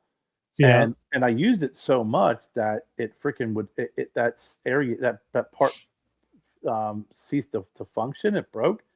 So then it used my computer would heat up, and it would shut down to cool off. So I knew, based off of my work schedule, I would get ice packs, the blue squares. I'd wrap it in a towel and I'd put that against the back of my computer to keep it cool throughout the day. And then one day I was working and the freaking screen just popped out. That's how hot it got. It freaking scared the hell out of me. But I remember back in the day. I see you mentioned that with my phones when I would be a guest like on somebody else's show or something back in this like the Stickman days, and I would have to grab one of them blue ice packs and I would put a rubber band and I would rubber band it to my phone for, you know, because if you're using it for a solid hour and a half, you know, your phone would be like super hot, you know, or it'd start lagging when it got, so I'd have an ice pack, you know, to the back of the phone. Yeah, I remember, because I was like, you know, we were so busy at that time where I couldn't afford to be without my computer for a week to send it back to the company and have them send it back. And I just would laugh, you know, fans and ice packs on the back of the computer, and that freaking I'll never forget when that screen popped out. It scared the living hell out of me. But I mean, the apples that I've had the Apple now for I got a what is that, the Mac Pro. I have the Air. I've had that for a couple of years. I've had the MacBook Pro for several years, and I've actually have the Jen got me the iPad, the bigger version of that. I've had that for over 10 years, and that thing still works great, man. I take that with me. I have all my apps on it, so when I travel, depends on what's on TV, I can pop that on. I can get Prime. I can get all that shit, and it's the screens. It's like having a freaking one of the small, like 13-inch freaking portable TVs like we had back in the day. Yeah, I got I don't know where mine's at. Oh, here it is. I've got the new Samsung tablet. I think I've turned it on 3 times. You know, I'm just not a tablet guy. Right. You know, and it's like, and like the resolution's perfect. You know, I don't know. I'm just you know, to turn it on, and I just use my phone for everything, you know. It was, I know. Even when it comes to like doing creative shit, you know, I still work on my phone, and I could probably clear out my iPad and use that, but yeah, yeah. You know, I know. You know, we were talking about this, you know, like you know, how people use their devices and everything else. I was when I did a Miguel show last week, and we were kind of talking with about, you know, because we had Kyle Garrett on as well, and from Dad Smoking Cigars, and talking about, you know, watching videos on your phone and everything else. So I'm like, it's the reason why I started filming everything in 9:16. You know, people are like, hey, we know like you film everything in vertical format. I'm like, yeah, because everybody's watching on their phones and nobody turns their phone sideways anymore. You know, like people just want to hold their phone in their hand straight up and down, and they want to watch a video. Yeah. I'm like, I just, you know, because I'm that way. You know, I film as if I'm watching it. I don't like turning my phone. It sucks. You know, so. I remember you told me that a while back. You were like, hey, if you're going to take a picture, you're going to send something to me, make sure you take the picture straight up, stop with that freaking side to side shit. But I mean, I don't know, man. It's I kind of I always feel like, you know, and it's not much of an effort to walk in the next room, pull out your iPad and start working on it. But then it's like, I just kind of feel like when I work on my phone, I do whatever I'm doing on my phone, it's just one-stop shopping. If someone texts me, I can answer it. If I get an email, I can answer it. Instead of going back and forth and between an iPad and an iPhone. Yeah, at least with like Android devices, you know, I'm like if I'm on my phone or like if I get a text on my phone and I'm working on my computer, it comes up on my computer. I can answer my text on my computer. If I'm on my tablet, there are three. Yeah, there's three. I have my ID on all of them. Yeah. Yeah, like there are three completely seamless devices. They go back and forth. But I don't know. I still like my phone. Yeah, You know, I'm the just, same way. So I think my iPad was one of those things where I just kind of like I when Wyatt was younger, I just here you go, have at it. Oh you yeah. know, you know. Yeah, you ever see someone or somewhere and they're filming and they got their iPad like this and then they're been like, hey, why don't you just bring your phone out? Like I can't see behind you, like they're at a concert or a wedding or something, and they're filming like this. I'm like, what are you doing? Like, listen, do you realize just because the device is bigger doesn't mean it's recording bigger? Yeah, I know. It's still recording in either a 916 or a 16:9 by format, and the camera's probably way shittier than your phone. You know, all phones, you know, shoot incredible footage. It used to be the whole thing, Samsung, Apple, Samsung, which one's got the better camera? Now it's not even, everybody's the same. Everybody shoots in 8K. Everybody has, you know, I think Samsung's still a little bit better than Apple, but by not much. Like you can't tell the difference now. You know, everything's the same. I just know whenever I got to text things, like text videos, or I receive a video from like my niece who's got a Samsung, and I get her video in text, it's always shitty. Yeah, Jessica, we just know to send video via Facebook Messenger, you know, or you can send it via WhatsApp, you know, because that's still and it's not and not to diss Apple at all. I'm not making fun of Apple, but it is Apple that's the problem, because they're still no, it's the whole RSC thing. Like the whole world has gone over to like this standardized format for sending pictures, for sending text messages, for sending video. The entire world has adopted the same platform. Apple still refuses to it's an upgrade to the new platform. Are you sure it's an upgrade, Kevin? Maybe that they're just, maybe they're just waiting for everyone to adapt to them. To downgrade the video quality to send it. You know, no, it's definitely how can you say it's a downgrade though? Yeah, because Apple's using an antiquated technology to send text messages, photo. Look it up. Ask ChatGPT. Look it up. Google it. I'm not yelling. I'm talking. Yeah, I'm not. I'm gonna use your terms. I'm not yelling. I'm just trying to have a conversation. So it's all right. Yeah. Kevin, see, whenever you start getting these conversations, then Kevin gets more passionate. I don't call it yelling. I call it that it's just you're impassioned about it. Yes. You know. So we're good, Jess. We're good. We're good. I'll tell him if he starts yelling at me. It hurts my feelings. Yes. I got a thick skin now, so I'm cool. But yeah, I you know, if you're telling me that, I have to believe you because you're super smart, Kevin. But it's not going to sway me from my Apple folks. Yes. And Apple has the technology, which I don't care about the blue text versus the green text, you know, like the bubbles. Apparently that's like a big thing with like Gen Z and Gen Beta, you know. It's like, oh, we got an Android user in our group chat because they're see the bubbles. You know, the chat, the message comes over in a different color. Like, I don't give a shit what color the message comes through. And Apple has come out and said, yes, we can, it's an easy fit. We can make it the same color. It's not a big deal. We just choose not to.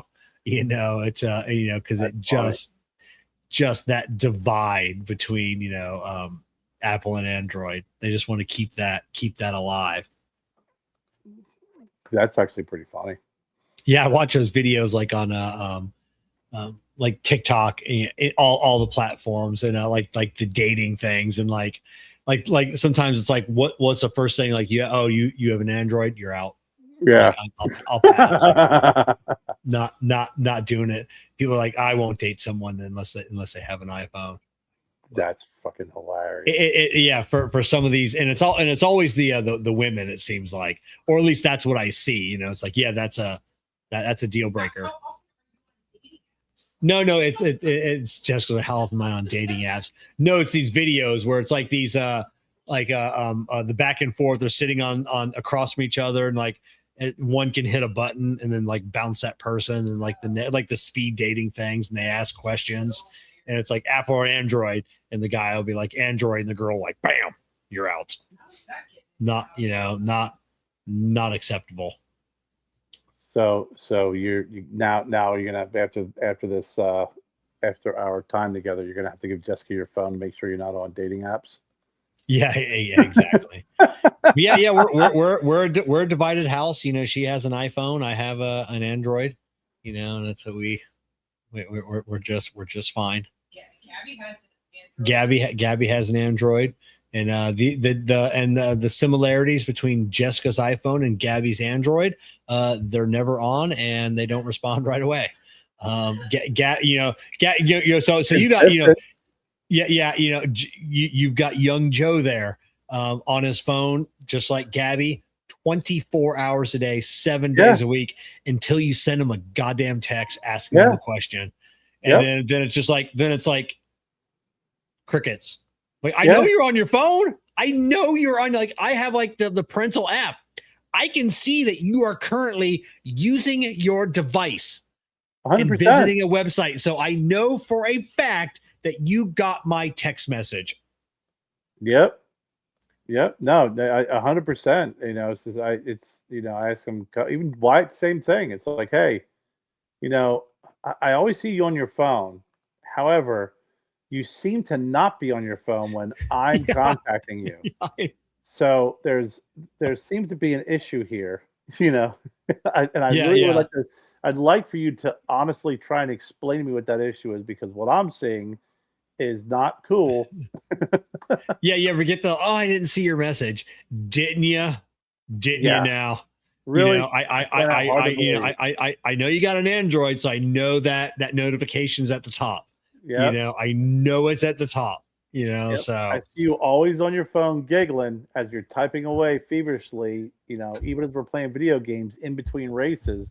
Yet whenever I text you, it's like, dude, oh, hey Joe, I tried calling you. My ringer must have been off. Really? Yeah. Really? So how do you know when everyone else contacts you? I don't know. Add it on whatever that is. You can see when the user has it on. Let's see the little moon. That they're off whatever. I'm like, Wyatt, I know you're. Come on, man. Come on, bro. Yeah. Give me a little break here. Yeah. Cut me some slack. I'm not. I'm old, not dumb. I've been using phones since before you were born. Yeah. You keep forgetting something. I understand that this is the generation of technology and everything, but we've seen technology evolve from a rotary phone, all the way to what we're using now. So, like you said, we're well aware of.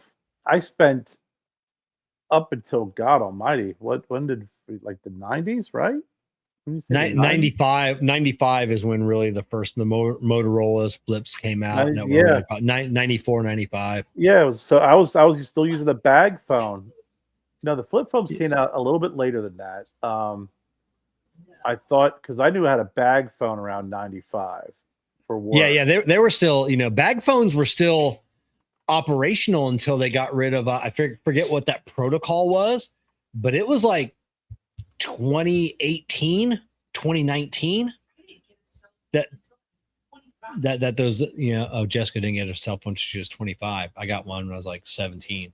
But yeah, those bag phones were still until they just discontinued that, you know, that bandwidth, whatever that is. So I mean, it wasn't that long ago. The Motorola StarTAC came out in January of 1996. Okay. So yeah, so it was right around 95. I was still using the bag phone for work, and then, you know, like you said, so, you know, we've seen that evolution. So you figure 95, 96, I was 25, 26. So from year whatever you can remember answering the phone and talking on the phone until 25, I was still using a rotary phone or a push button phone at home. And if Yeah, you were do you see advanced, you had a freaking a cordless. Yeah, do you see which they tried to make a comeback a few years ago and it didn't succeed, but the company's trying to make a comeback. So it's like the handset of the rotary phone, Mm-hmm. you know, like that. It's Bluetooth now, so you can keep it on your desk. So when someone calls you, Oh, really? You pick it up and then you just hold it up and you talk, and it's Bluetooth. I remember they had the pluggy ones that you could plug into your phone. You know. Yeah, they had the plug. Yeah, I remember those. I had one. Yeah, this one. Yeah, this one's Bluetooth now, so you can just keep it on your desk or whatever. So when someone calls, you can just pick up and you can just hold it like back in the day, you know. Just or you put it on your shoulder and you talk like that, you know, so you could still you have that attached. Do you ever see those ones that had the attachments to make it more convenient? Yeah. So just hold it. Remember, was it Tommy Boy that had he had a headband attached to his, and it held it on his I should get one of those and just be like, what the fuck is this guy doing? You know, just be out talking on my regular phone. See, the funny thing about that is, you know, it's, you know, these kids will never know the satisfaction of slamming the phone down on someone. Oh, I know. And because you get all mad that you're like, and the greatest thing is too is you know, you can do that. You could throw your phone, right? Yeah. At least back, if we slammed the phone down and broke it, all we had to go do is drive somewhere and spend $15 for a replacement phone. And just plug it in. Now, I remember back when we were growing up, I believe the first phones actually you got from the phone company, the big freaking, those big, heavy freaking rotary phones that would sit there. You had to get them from the phone company. You could kill somebody with those phones. They were heavy.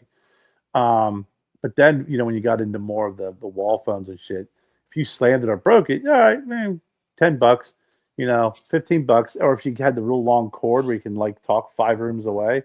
Now, if you throw your phone and you break it, you know, if you don't have insurance, you know, you got to get it replaced and you got to download everything. It's a couple $100, man. That's like, listen, I not only had the satisfaction of slamming the phone down when I was pissed off at somebody, which you'll never experience, but if I broke the phone, I could go replace it for $15.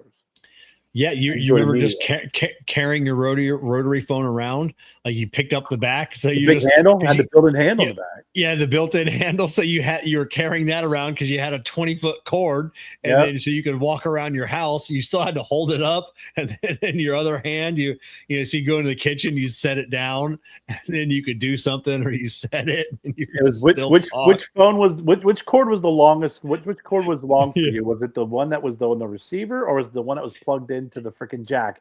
Because that depends, like you said, that would depend on if you carried that phone around. And then if you were a kid and someone called and the phone was wall mounted, you hope you had like a 30-foot cord so you could take it around the corner, and then hopefully it was near your bedroom so you could put it underneath the door and then you could talk and the phone was 25 feet away from you. My dad was always the one that would grab the phone line and yank it. You know, it was like a fishing line. Yeah. You know, if he yelled and you ignored him, he'd just grab that fucking line and yank it. So the phone just ripped out of your hand. You know, or if you were holding it tight, the freaking thing would plug out of it. Then you're on. You know, then you're screwed. Joe will never understand. What's his girlfriend's name? Gabby, something like that. Abby. Joe will never understand being able to call Abby and then having to talk to her dad or mom first. That's It's like, I- hey, is Abby there? She is. What would you like to talk about, Joe? Yeah. Well, I'd like to talk to her about school tomorrow. And well, Joe, how are you? How are you doing in school? So you'd have to have a 2-minute conversation with Abby's parents, or mom or dad, before Abby got the They don't phone. understand. And Abby was standing 5 feet away from their parents. Is that Joe? Is that Joe? Sounds like- Just give me the phone. Just give me the phone. Give me the phone. And they're Mhm. like, your parents are like, hold on. Like, see what this boy's intentions are with talking to you this evening. So Well, it was the whole social environment of not having that immediate gratification and communication. I've preached about this before, and I don't care. I'll do it again because you bring up a very good point. They'll never know that. That's how the parents always kind of knew who you were hanging out with or who you were going to date. yeah. Because you had to pick up the phone. Hi, man. Please speak to Jennifer. Yeah. Yes, who's calling? This is Carrie. Hey, Carrie. How you? Like you said, same thing. Conversation. How you doing? Who are you? What's going on? Or the missed call. Hey, how you doing? Yeah, can I please speak with Jennifer? No, she's not there. Okay, can I leave a message for her, please? Can you let her know that Carrie called? Yeah, here's my number. And then someone forgets to give Jennifer the freaking call, the number, and then you don't get a call back. You're like, what the hell, man? That's a missed opportunity. The other thing is, everybody knows what you're doing 24/7. And if you don't respond right away, it's like, what are you doing? What's wrong? Are you okay? And I'm like, imagine waking up in the morning and just walking downstairs and eating breakfast, getting ready for school, and knowing that your buddy's going to pick you up at quarter of, and you're sitting there waiting. They pull up at 10 of or 5 of because they're running late. You jump in the car. You're like, what the fuck, dude? So you're racing off to freaking school. You get to school. You're like, okay, man, I'll talk to you in 5th period. And then Yeah. you never see them again until hours later. You don't know what they're doing. You don't text. You don't call. You see the girl in the hallway. And you're like, hey, Nicole, what's going on? Hey, listen, dude. Okay, listen. I'll call you tonight. Okay, great. And then you're done with school. You get in your car. Your buddy drives you home. You talk. Yeah, I'm gonna call Nicole tonight, man. We had a really good conversation today. I don't know. It's pretty cool. You get home. You have to do your homework. You eat, and then you're allowed. If you depends on how strict your parents were. It was like, okay, now you can get on the phone. You can't call after a certain time, and then you call, and then you get Nicole's not in right now. Okay, you leave a message, and then you go to school the next day, and Nicole's not at school. It's like you can go days without talking to somebody. Oh yeah, call up like, hey, is Jessica there? Jessica didn't do her homework, and she's grounded from the phone for 2 days, and so you just have to talk to her at school tomorrow. I'm like, oh okay, and then like people knew your business. Jessica got in trouble today, so she won't be speaking on the phone. Tell Jessica you got to use her name as an example, because if you use any other name after the show, it's gonna be like, okay, who's Sarah? Who the fuck's Sarah, Kevin? Yeah. Who you passing notes to Sarah in class in 5th grade? That's it. So now other people knew your business. Next day at school, hey, what'd you get in trouble for? Oh, my stupid dad. Whatever. Just like at some point you're like, you know what? Her parents are a pain in the ass. If I date her, it's going to be I can't do this. Jessica's really sweet and all, but I don't want to have to deal with this shit, because every time she does her homework, she's going to be grounded. I got to talk to dad every time. Yeah, I know. I don't want small talk, but that was the reality, right? That was reality back then. That's where, all my friends, I mean, we played sports and stuff, which parents would go to the sporting events and see each other and hang out. But that was the thing. My parents, I knew all my friends' parents. They knew my parents because you had a call. If you showed up at home, you showed up at the house, pick someone up, you just didn't text and go, hey, I'm outside. Okay, I'll be right out. I need a few minutes. No. Proper procedures for them to come up to the door, knock.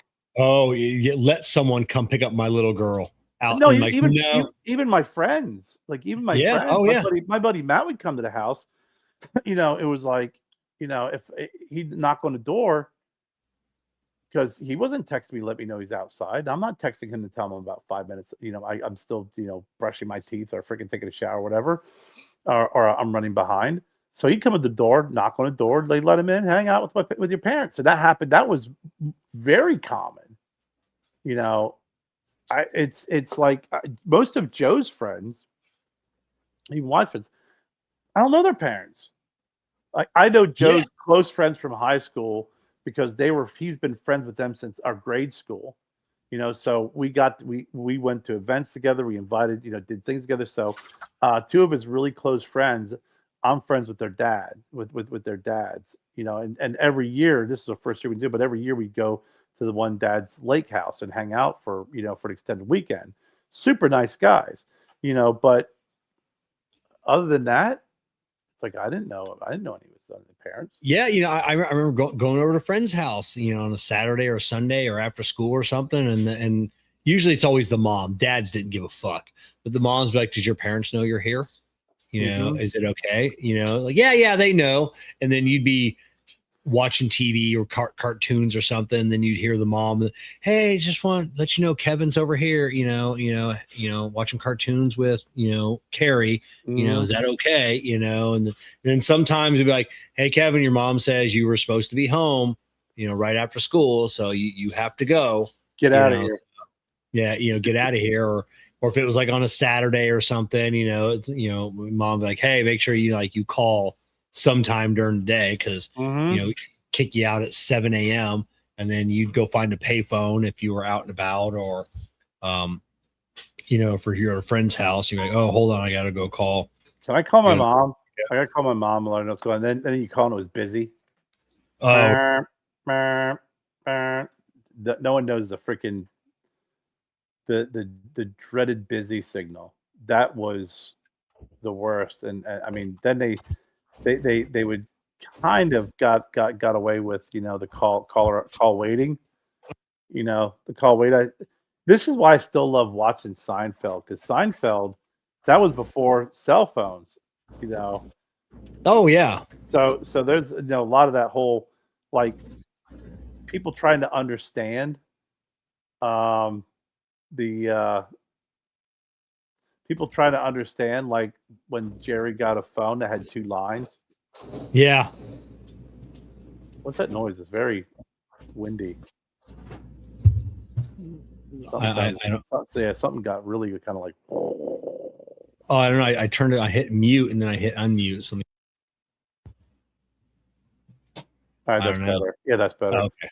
Yeah, but he had the line 1, line 2, and then he Yeah. didn't realize they weren't crossing over, and the person on line 2 can hear what he was saying on line 1 to the other person.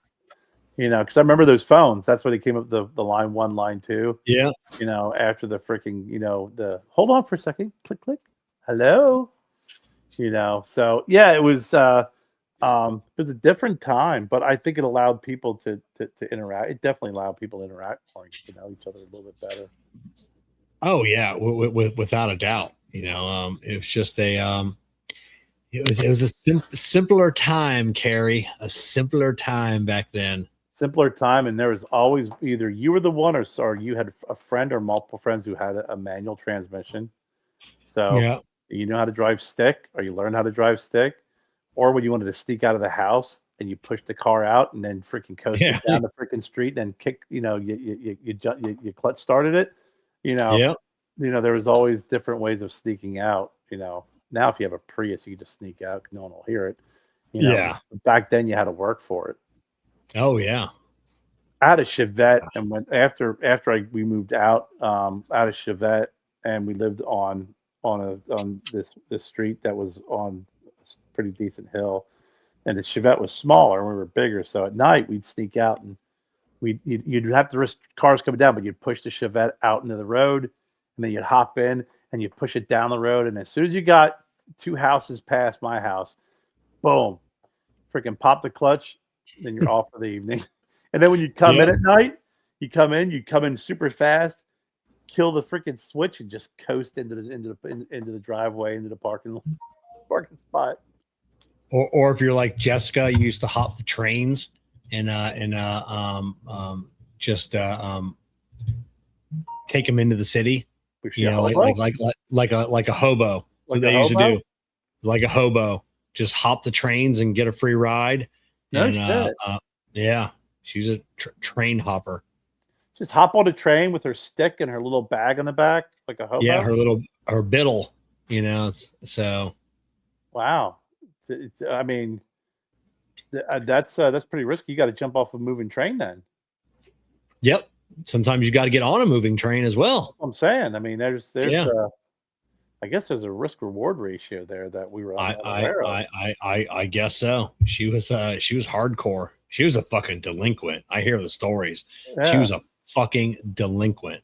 Well, Jen So- talked about when she went into the city, and it was when they said, "Yeah, we drive into the city." Or if they took the train, it was like the proper way of doing it. Jen wasn't like Yeah. freaking, like keep running, grab the handle. Yeah, no, that was Jessica. Run.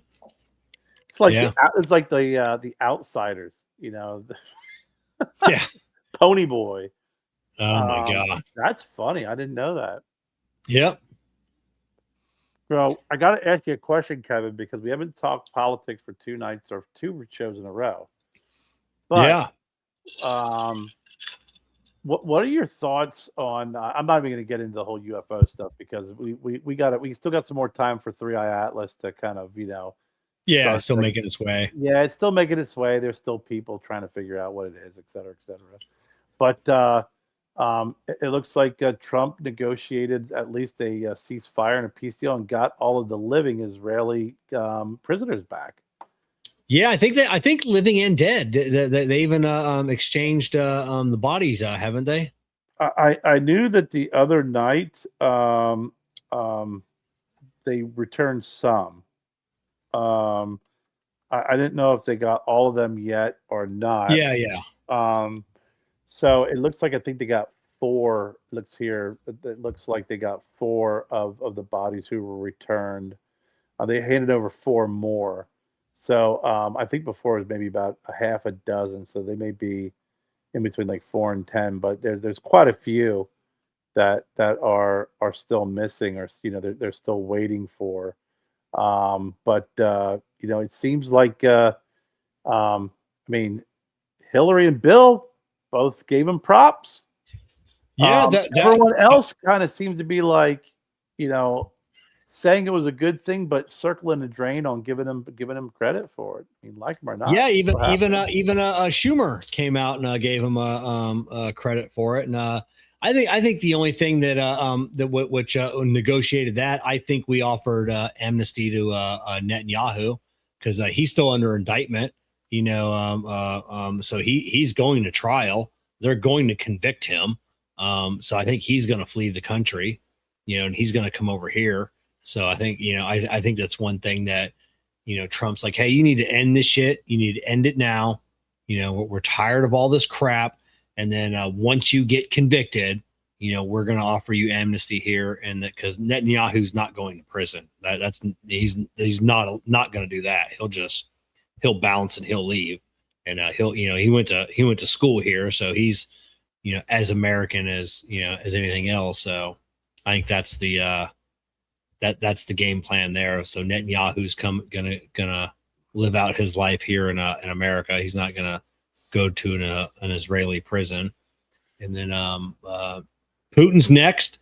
I think we see that Putin's winning. That war is all but wrapped up. Ukraine can't keep going on. Mm-hmm. They're gonna give up. They're gonna give up land. Well, it's Putin wants Kyiv. I don't think he's gonna get it.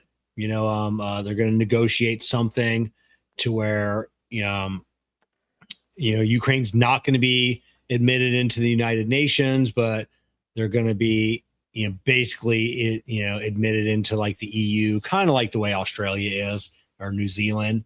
And going to be like, hey, we recognize Ukraine as a country because I got friends that are diehard, they're born and raised in Russia. And they still do not recognize Ukraine as a free and independent country. Mm-hmm. Ukraine is part of Russia. Crimea is part of Russia. So I think they're gonna, Putin's gonna win that war. So that's gonna be next. I don't know if we're gonna see that before the end of the year, but I'm thinking we're gonna see that one done next.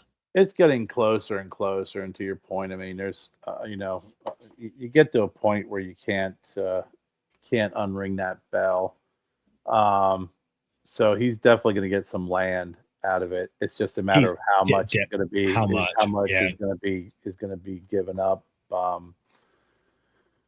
with the agreement. And I think there's going to have to be some sweetening of the deal in order for that to occur. That'll be kind of interesting. Yeah, behind closed doors. Yeah, and I don't know if that's a good thing or not. Like same with the Israeli Palestine thing. I don't know enough. I know enough to get me in trouble, knowledge wise. I don't know the history of that. Same with the Russians and Ukrainians. If you listen to it, Putin wanted this to end a long time ago, but the military really wants, they really want Kyiv. They want to take that back, so I don't know. I think Putin wants this thing to end just as fast as everyone else. And then that puts China next on the hot seat because now, we've negotiated these deals, Pakistan, Afghanistan, Israel, Palestine. We can get Ukraine and Russia to play along. We've done a lot of good in sub-Saharan Africa. With some of these, warlords, we've got peace over there, somewhat. So China's really they're kind of sweating it now. Yeah, I mean, I know we talked about it before. If you want to know the Palestinian and Israelis hatred for one another and battling for that land, et cetera, et cetera. I mean, it's biblical, man. It's not a couple hundred years old. It's biblical. Yeah, it truly is. And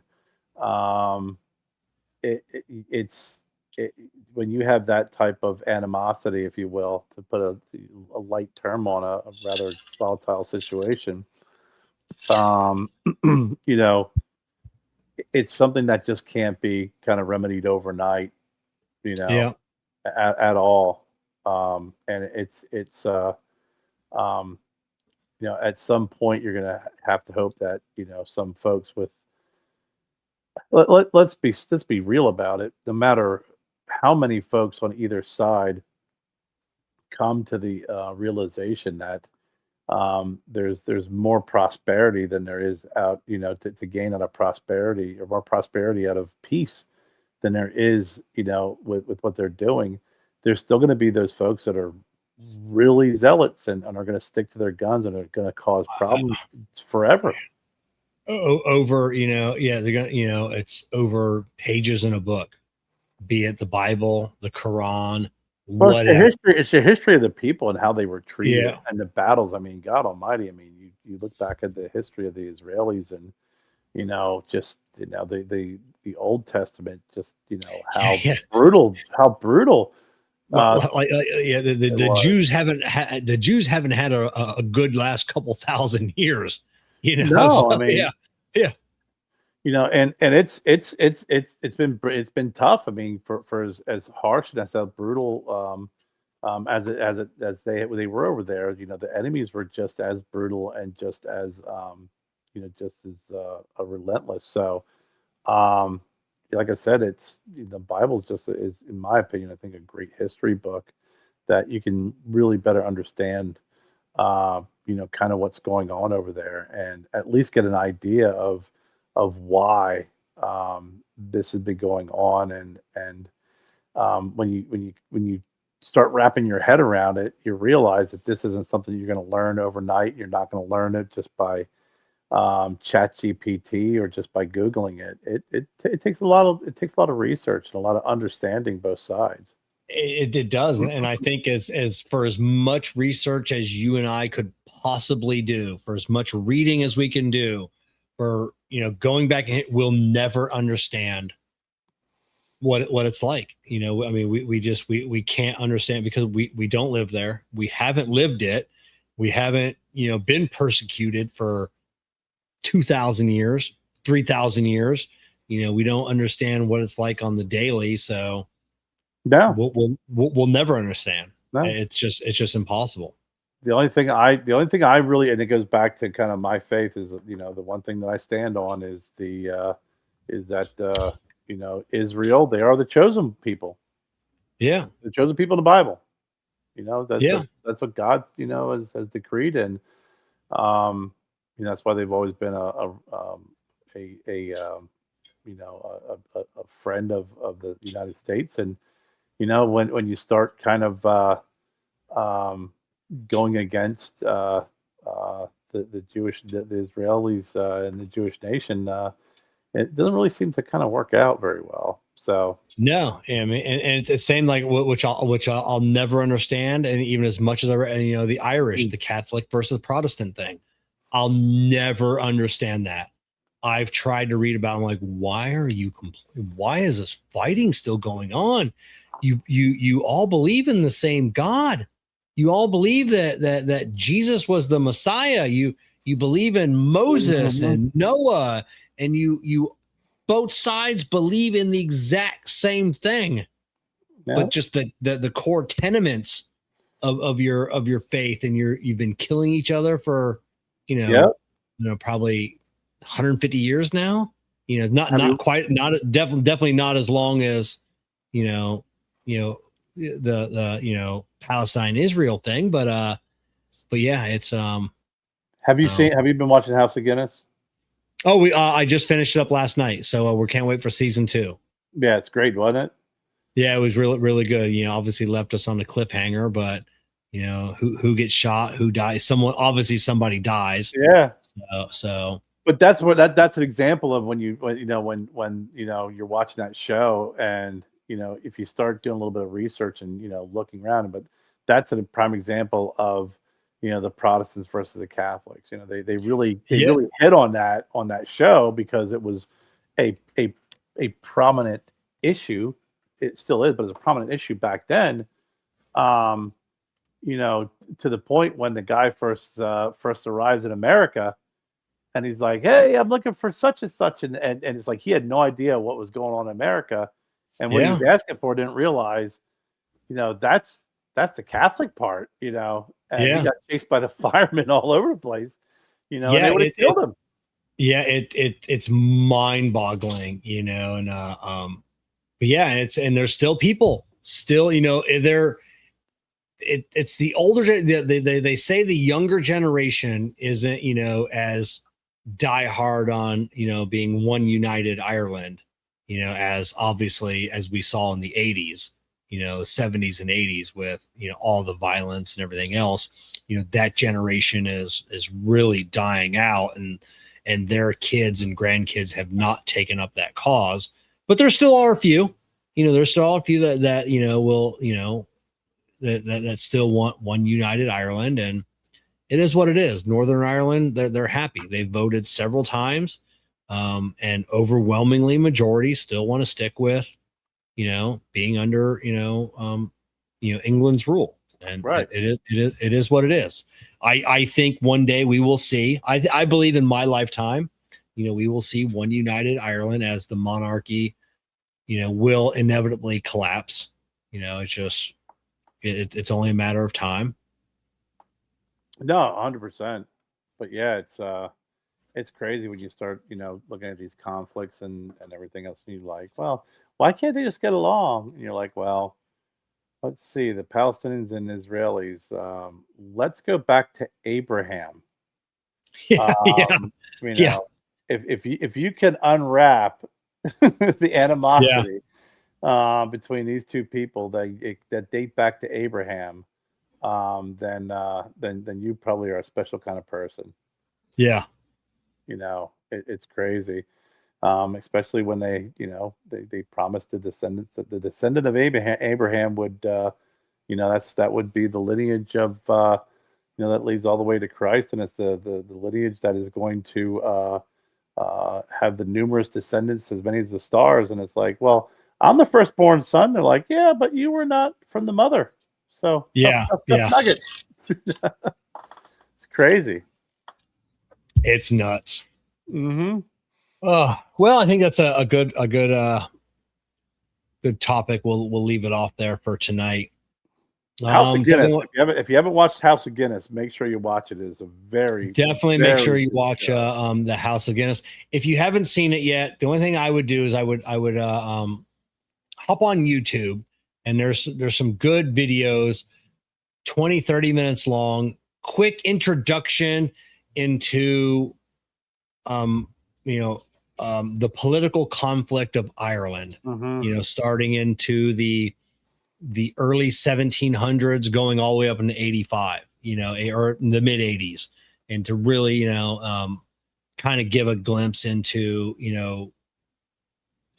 what the Catholic versus Protestant, and that'll kind of give you a little bit more understanding.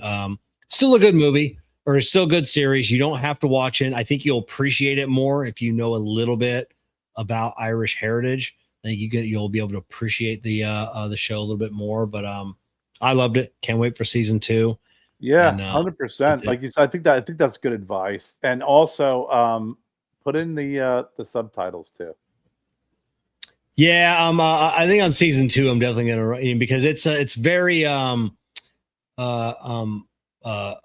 what, I forget what the director is, that did like a Batman or something. A lot of soft talking sometimes. I think we get older, so we can't hear quite as bit. So definitely, I think the subtitles will definitely help. Yeah, no, most definitely. And the other big show that's getting a lot of reviews that we watched is Monster: The Ed Gein Story. Yeah, we want to get that Black Rabbit. We talked about that. I want to get into that. There's a few I want to get into. Ed Gein, there's 8 episodes. Episodes 1 through 5 is good. Episode 6 jumped the shark and I died. And then Ed Gein dug me up and made me watch the last 2 episodes.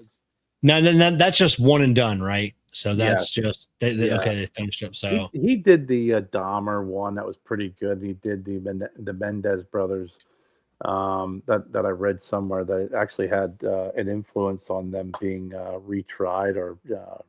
Yeah, which I'm glad they're staying in prison. Their whole bullshit story. They wanted the fucking money. That's all it was. Yep. The abuse was there mental and maybe physical abuse? I think so, but the horrors of what they did to their parents, they wanted the money. That's all they wanted. They wanted the money. They thought they were going to get away with it. Yeah, so 100%. Fuck those kids. Let them stay in prison. Nah, what they did was very calculating and and brutal. So yeah, I have they spend your time in prison and learn your lesson. That's the way it goes. That's it. Anybody listen to tonight, make sure you're following Cigar Prop and Stogie Road Cigars on all the social medias. Link in the video description. YouTube tomorrow. There's going to be a video coming out on the humidor. You'll be able to win it. A month from now, we'll have another large humidor. This will be like probably the 6th or 7th one we've given away this year. So make sure you're keeping up on all those so you can win some cool prizes. Oh, one more thing I just want to mention, Kevin, is go to VSR Cigar Fam online.com and we're still accepting donations for the Ashes to Africa. Joseph in January is going to be traveling to Africa, and we are accepting donations, and you'll read in the description the amount of money you donate. Your name will be entered in and you will be drawn, and we are going to be giving out thank yous and appreciation gifts for the donations. And I'm working on getting pictures and making a pretty decent post on the different thank yous that we're going to be offering. And I think right now we're up to about $10,000 worth of prizes. Yeah, you can also, if you're watching this on Facebook, just search the Facebook search bar for Ashes to Africa. It's an event on Facebook. You can get a little bit more info, on there. You can see some pictures of some of the prizes, and we'll be doing a live. So definitely check it out. Ashes to Africa. So you can get the raffle tickets, whatever you want to call them, on vsrcigarfam.com. Yeah, And, it's gonna be pretty cool. I mean, like I said, Jennifer sent me some pictures, but I gotta take some more pictures of all the different giveaways. It's gonna be a lot of stuff, man. A lot. Don't miss out. Don't miss out. So, all right, we'll see everybody next Monday night. We'll see you. Have a good one.